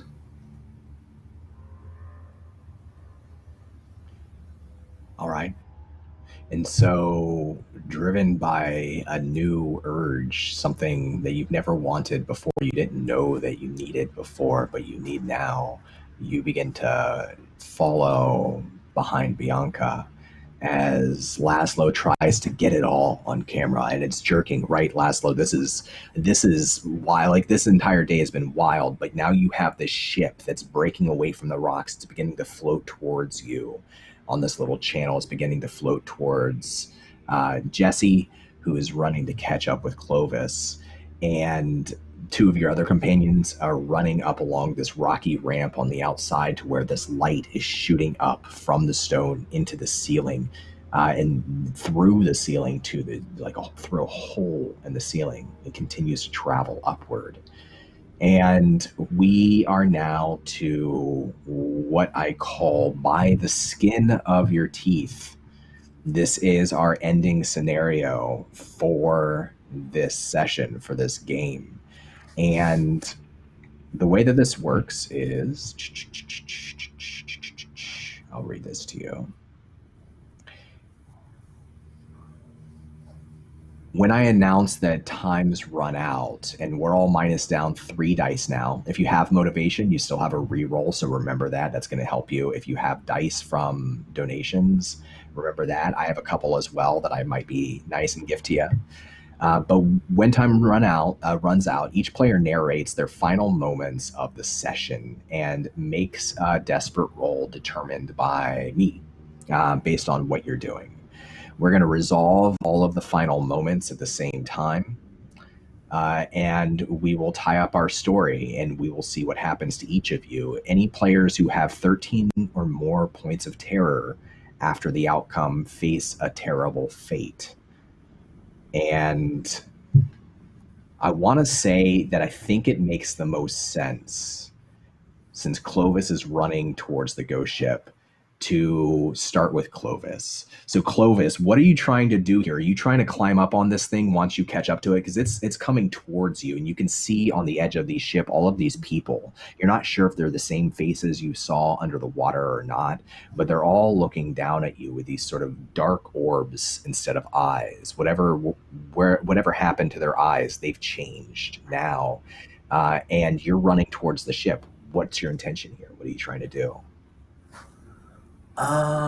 So the attention, I think Clovis is sort of possessed by something. So what he's gonna do is that he's gonna try to run towards the ship. When he reaches the edge, close enough. When he's close enough and he reaches the edge of the channel, he's gonna jump to grab a rope hanging from it. And before he did jump, he grabbed his scuba diving knife. So he's really like knife between his teeth, like full-on privateer trying to take over a ship.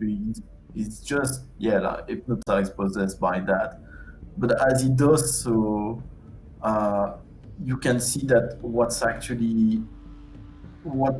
we thought was water are actually all those arms together, and it's the palm of the hands which are pushing, keeping the ship aloft and pushing it. And as he jumps, there's a flashback of an ancestor of Clovis performing a similar move as he was trying to board that same ship ages ago, before it was trapped in that cave alongside other privateers. But at this point it wasn't clear the fate of that. What was the fate of that ancestor, and what happened to the ship afterwards? I love it. And so, Laszlo, I just want to say, like, you captured this incredible thing on cameras, and you're getting closer, and the ship's getting closer. You think that the ship is sailing, but the ship's not sailing. There are arms reaching up out of the water, lifting the ship. Hundreds and hundreds of pallid arms putting their hands on the ship, slowly moving the ship towards you. And then you see Clovis jump up and begin to swing up and climb up onto the deck of the ship, ready to take it, just with this fervor in his eyes. And Jesse's trying to chase to catch up, and you can hear her calling out for calling out for Clovis over and over again, trying to get to Clovis before it's too late. And Clovis is the idea here. What's Jesse saying? Sorry, what's Jesse saying to Clovis? Saying, don't Clovis, stop. Get on that boat. Clovis, stop. Yeah, don't get on the boat. Trying to stop him. Mm-hmm. Cool. So we'll come back and we'll resolve Clovis on the deck of the ship here in a moment.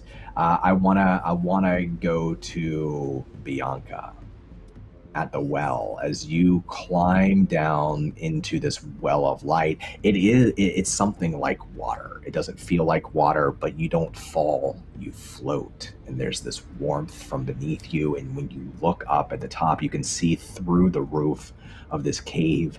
You can see, it's like looking at an observatory, just an expanse of stars up above. And you're sinking down further and further into this well until you reach the bottom. And you can see down here at the very bottom of the well a number of things. You can see little bits of fruit and flowers that have been left around in a circle around. They look fairly fresh. You can see your friend, that little girl that you met maybe, or you dreamed of a long time ago. It's hard to remember what exactly. Sitting there, crouched up, her knees and her elbows wrapped around each other, her long stringy hair covering most of her face with her tattered dress. She sort of just sits at the edge of where the light meets the shadow. And then you can also see what's around her and what's around you in the spaces between light and dark. A mass of writhing insects, rats, lizards, other pests just sort of chittering. They're not able to enter the light, but they're just beyond the light, moving around in a circle, all of them swarming. You can see now that they're actually like stacked on top of each other all around you, but you're here in the center of this light, at the bottom of this well. What do you do? I was always made to force myself, to cut myself off from this and be normal. But I could never really be normal. Not that kind of normal. Here, I can be. So I reach out from the light and pull on my young friend's little toe. And I say, I will come with you. Let them go. And then you can have me with you forever.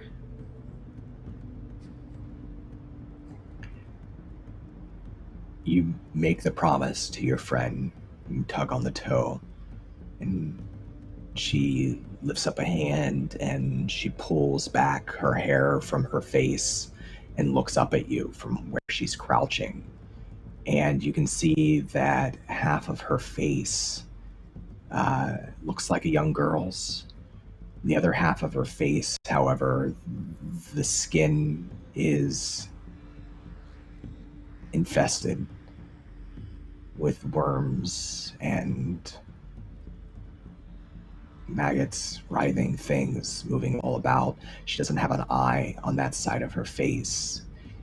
And you can hear her raspy voice there in the light, in the dark. Come home with me.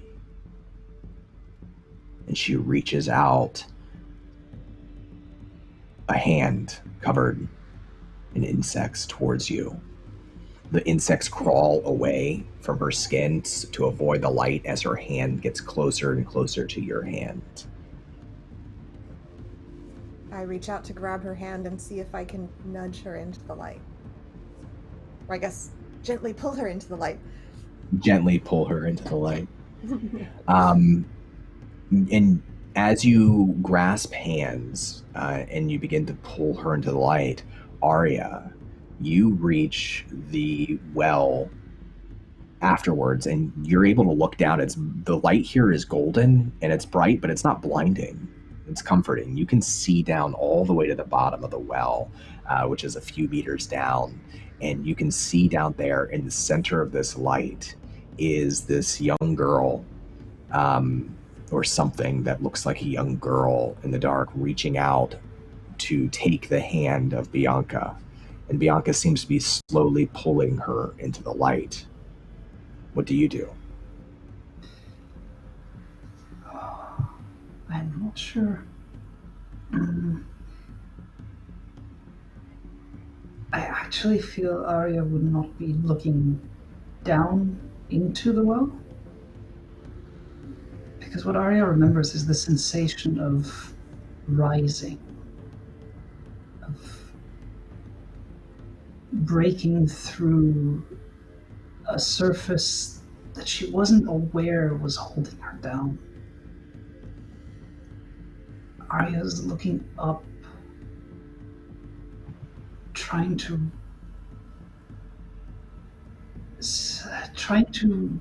make contact again, looking up and trying to find some way to get it back, some way to get it to return, because she knows now that this everything, that's just the outside. And it's whatever is within her now, that's what she wants to be. And so she's looking, and if you'll allow it, what I would want is for her to look up and see arms, much like what's carrying the ship, but rather than pallid, ghostly, glistening arms, these are strong, multicolored, just shimmering chromatic arms linking to a chain down towards her, and she's reaching out to try and grab them.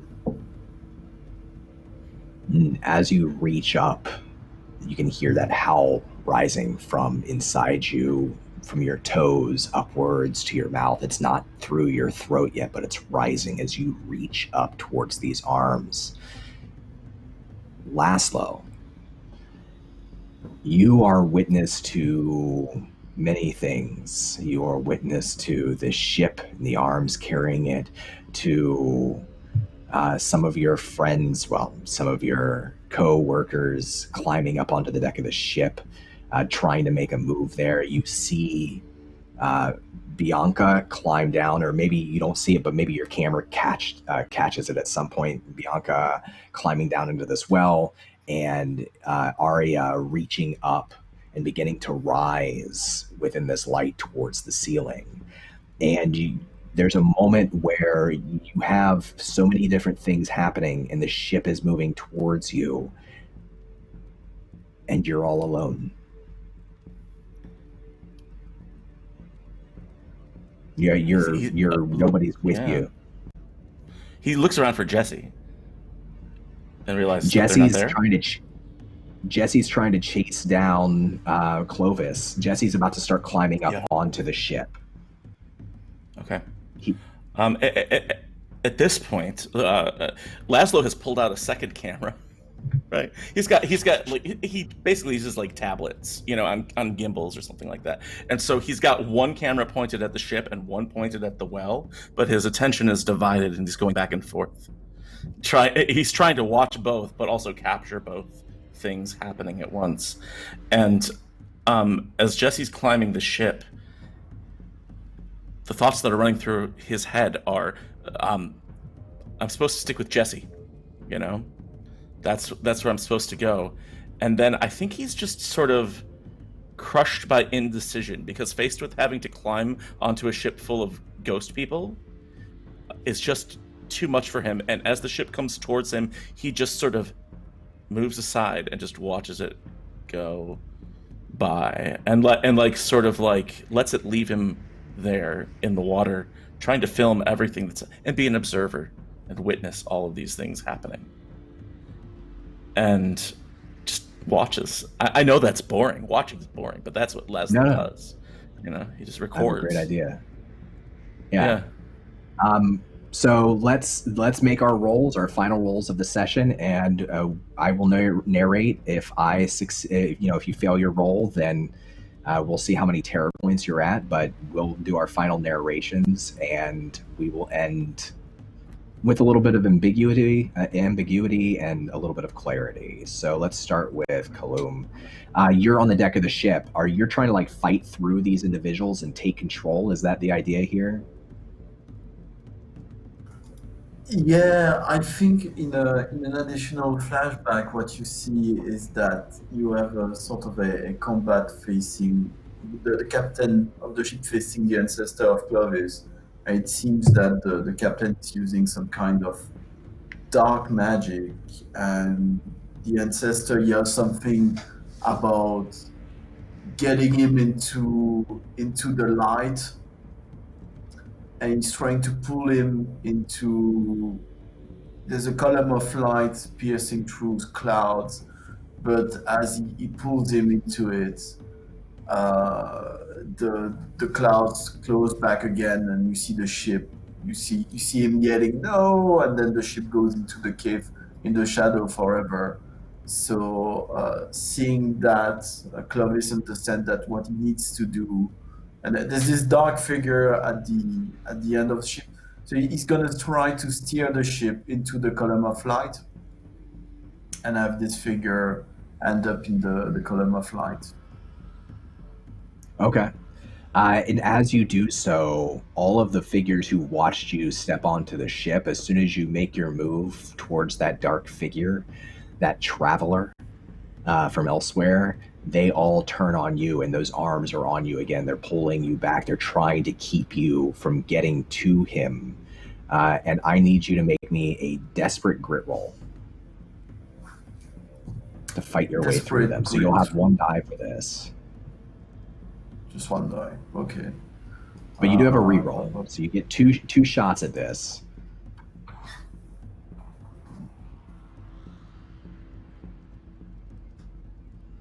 That's what I love about it. You get to show us. So I want to imagine that these final moments, we catch these final moments from Laszlo's cameras. So what is the last thing that Laszlo's camera sees you do before you're out of frame? Like when he's looking back at the footage later, what does he see in this final moment? So in the picture, really shaky, he's sort of zooming onto where the helm is on the bridge of the ship, and Clovis is fighting with that shadowy figure and surrounded by arms as he's trying to pull the helm in one direction, and the other is trying to steer the ship clear from the edge of the channel and the column of light. And Clovis manages to pull the arms, which goes into a spin. He falls among the arms. He disappears from the screen, but the ship turns sharply to the point it's facing the camera where Laszlo is, and the ship sort of breaks enough into the bank of the channel so that the helm ends up in that column of light. And what happens is that the light grows much brighter to the point where if you would watch the footage, it's just the camera got burned out, the lens got overexposed and maybe melted under whatever happened, and we don't know what happened. We don't know how it happened to the ship, which is one of the two cameras you had set up to follow. But you do see like the last bit of footage I'll add here before the column of light takes the ship, and then the ship just kind of vanishes and one of your camera's lenses melt. The film still works, but the lens melts so you can't see. The last shot the camera gets there, Laszlo, is that Jesse is almost up to the top of this rope trying to get to the top to save Clovis, and slips and falls back into the water, and just kind of like starts to pull themselves away from the ship, and then the ship begins to crack and break in the light and the lens melts. We don't know what happened to Clovis or to the ship, but down inside the well, Bianca, as you reach out and you begin to pull Cyril, your friend, this traveler, towards you, towards the light, her grip begins to tighten on your hand a lot. She's much stronger than she looks. Make me a desperate empathy roll. I was afraid you were going to say grit. I was like, no. No. All right, help. I have 5 empathy. So do I get, what, like 2 now at this point? You get 2, but you do have 3 bonus dice, so you can roll 5 if you want. And you just I will be rolling all 5 of those, yes.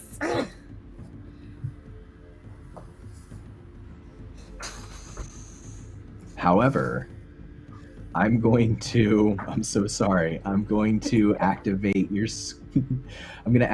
character's scar. And you have this sort of duality to your character that they've always wanted to believe in the supernatural and these experiences that they've had, these feelings that they've had, but there's this logical part of their brain too.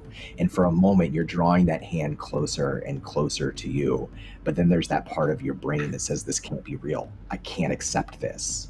And the girl senses that hesitation, and her teeth, her lips peel back, and you can see her gums, the insects, the worms crawling through them as she bares her teeth at you. She begins to push her face towards you, and you have just a moment to try to win her trust, to let her know that you're still friends. I'm going to ask you to re-roll this with your activated scar, and you'll have only two dice this time.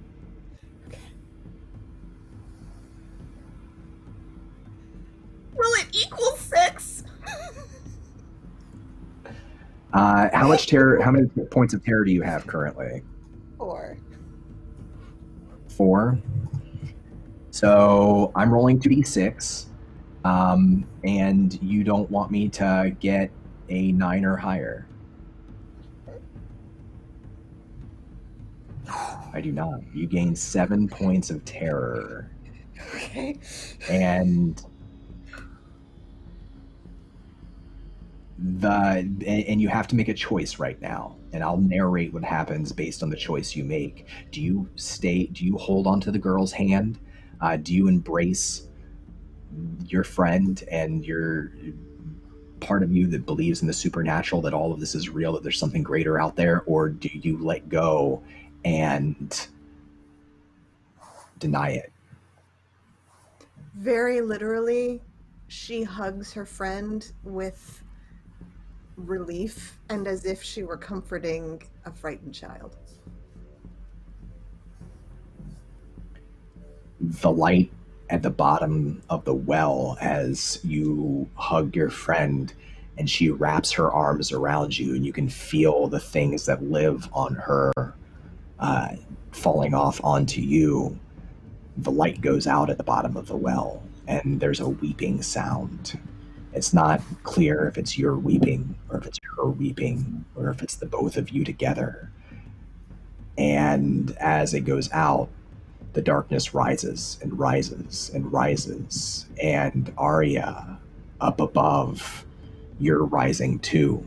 You're rising towards that opening in the ceiling with the constellation and the stars up above. And what is it that you're trying to do here, Arya? What's your goal? Ascend, in the literal and figurative sense. Or transcend, I suppose. How important is it to Arya that Arya is still herself?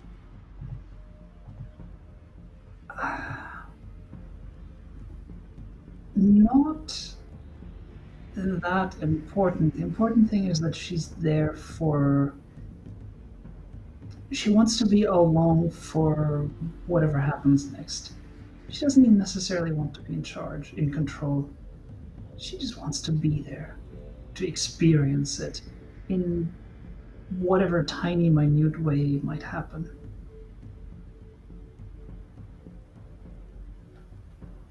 Roll me then Desperate Smarts. Oh boy. You do have 1 die left over, and I'm gonna offer you, because I like the choice that you're making, I'm gonna offer you both of my die as well. I'll take one of them. Okay. I'll save the last one for the last roll then. So you get to roll 3 dice here.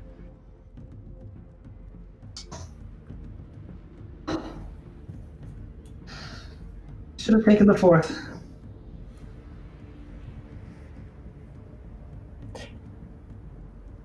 You do ascend. You rise up into that light as the darkness rises beneath you, and you join whatever lies above in the cosmos, some greater entity, something more real than you've ever been, something that's seen everything that there is to see. And although you believe that you're along for the ride, that you're a part of this, there is nothing about it that you can understand, and there's nothing left of yourself. Once you see what you see out there in the stars, your mind is just gone. But your body belongs to something else now.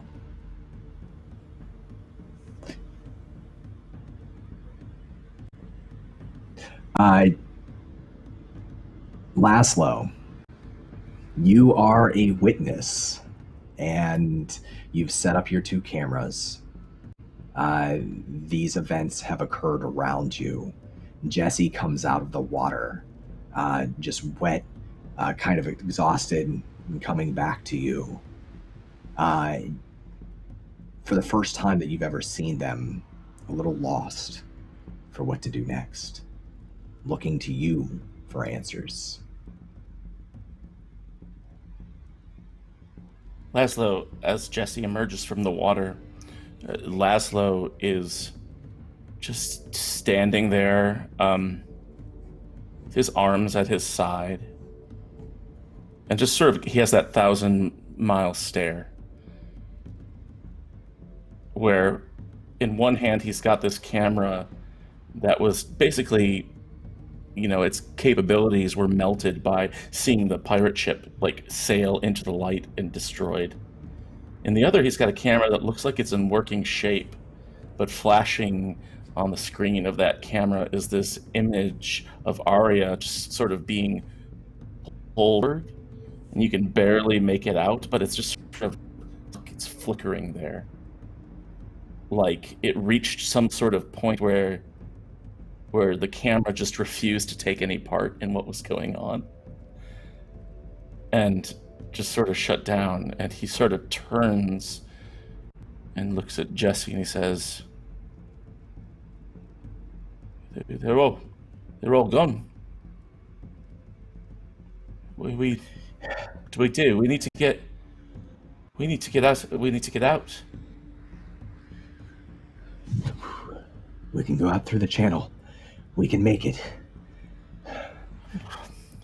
I can barely swim. You saw me out there. I've got you. I'm not going to leave you behind, too. But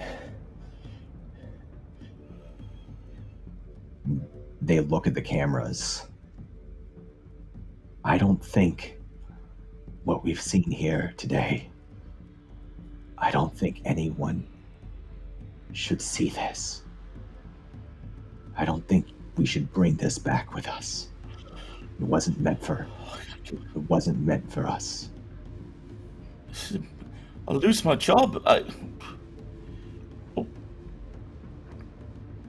He thinks for a moment, and there is maybe a few seconds of silence, which feel like much longer.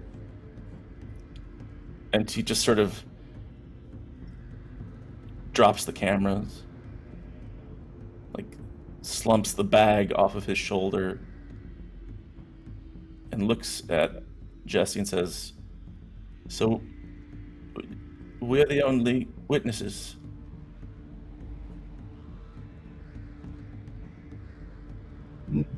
Jesse puts a hand on both of your shoulders and looks you meaningfully in the eyes and just says, "We're the only ones who should be."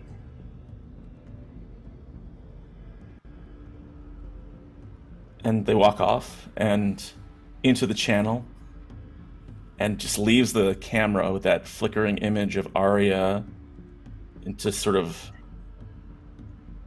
destructive ascension, just flickering on the screen of that camera until the battery runs out eventually. Roll me desperate empathy. Oh, great. I'll give you my final die as well. So I'm going to use all those crits. Okay. Which means that it's I'm going to roll. He's not as unempathetic as as could be. So he's going to roll 4d4. Yeah, you should have 5 46. here too. Okay. 46. I'll give you my extra one too. Oh, thanks. Let's see. No. Oh, you got a 6. I'm going to use my motivation. Oh, I got a 6. It's desperate. All right. Yeah. You got a 6. Yeah, you got it. So I want to just like a month later, right? We see Laszlo wear and just give us a final shot for our cosmic horror movie here. A month later, Right. you have the final moment. In a hotel in London,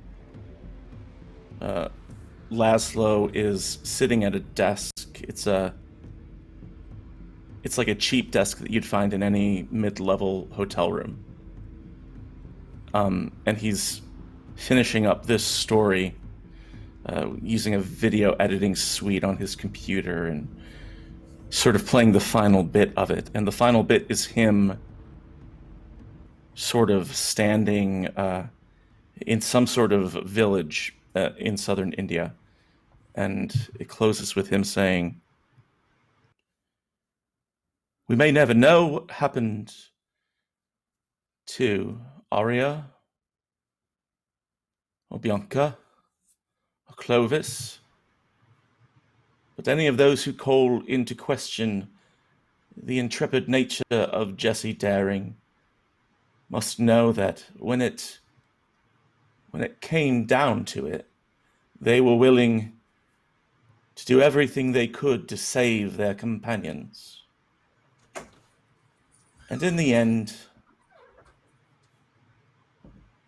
this tourist trap is really nothing more than an invitation to disaster. And so if the question is, who is at fault, as we like to ask here on Fault Line? All of those who hype up and blow things out of proportion, whether it's the media or whoever. There lies the blame. This is Laszlo Riggs signing off. And that's where the report ends. And Laszlo shuts off his laptop and goes over to turn in to bed before sending it in tomorrow. And next to him on the bed is that waterproof camera that was thrown into the water by Clovis. And on it is a frozen image of those arms in the water and Clovis's face. And he shuts the camera off. Perfect. And so ends our movie. I love it. I love it. Thank you all very much. This was a ton of fun. Thanks everybody in chat for hanging out. We are running a little bit late, so we're going to kind of speed through and do our outros here so the next group can get in and have fun. Thank you for taking part in EncounterCon. Thank you for the donations. Obviously, it made things way more epic for our players today.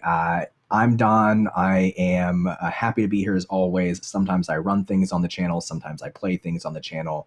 You can find me on Twitter at Donathan Fry. I'm a writer and streamer, and I do a lot of different things. And if you are interested in them, you'll find them there. But let's go around to the rest of our friends very quickly. Diane. This was amazing.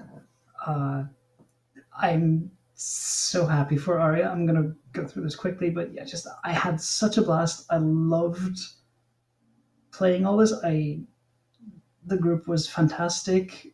I love all the things you introduced. I love that they all snowballed into something far more terrible than we ever expected.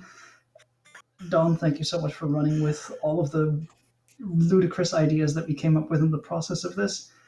Yeah, I'm Diane, Balrog1911 everywhere. You'll sometimes see me here. You will see me elsewhere. I'm going to post everything on Twitter anyway. One other thing, slightly personal, that I'm going to plug is I do have a fundraiser going to help me with transition things because it's expensive. So you'll find that on my Twitter as well. Stick around for the Zwelhander game coming up. This is probably the only time you'll hear it pronounced properly. Yeah, getting that German pride in there. It's been a blast. EncounterCon has been superb. I love this. I look forward to getting my mind blown again sometime. Yes. Thank you. Yeah, I loved everybody's choices. I love how ridiculous this game gets sometimes, especially when people get really creative. I can get really, really heady and really like bizarro in terms of the style of horror, and that's what we ended up leaning into today. I didn't know it would go there, but I was all about it. I loved it. Please check out Diane on Twitter. Support them. And please stick around for the next show as well. Let's go on now to Justin. I love the final framing. I thought it was sweet. I liked it a lot. That's great. Yeah, it was really great. I had a terrific time. Everyone in chat, thank you for sticking around. I know that you know that Don is amazing. Just want to say this system is amazing. It's super fun. And this cast is amazing too. I had so much fun playing with all of you.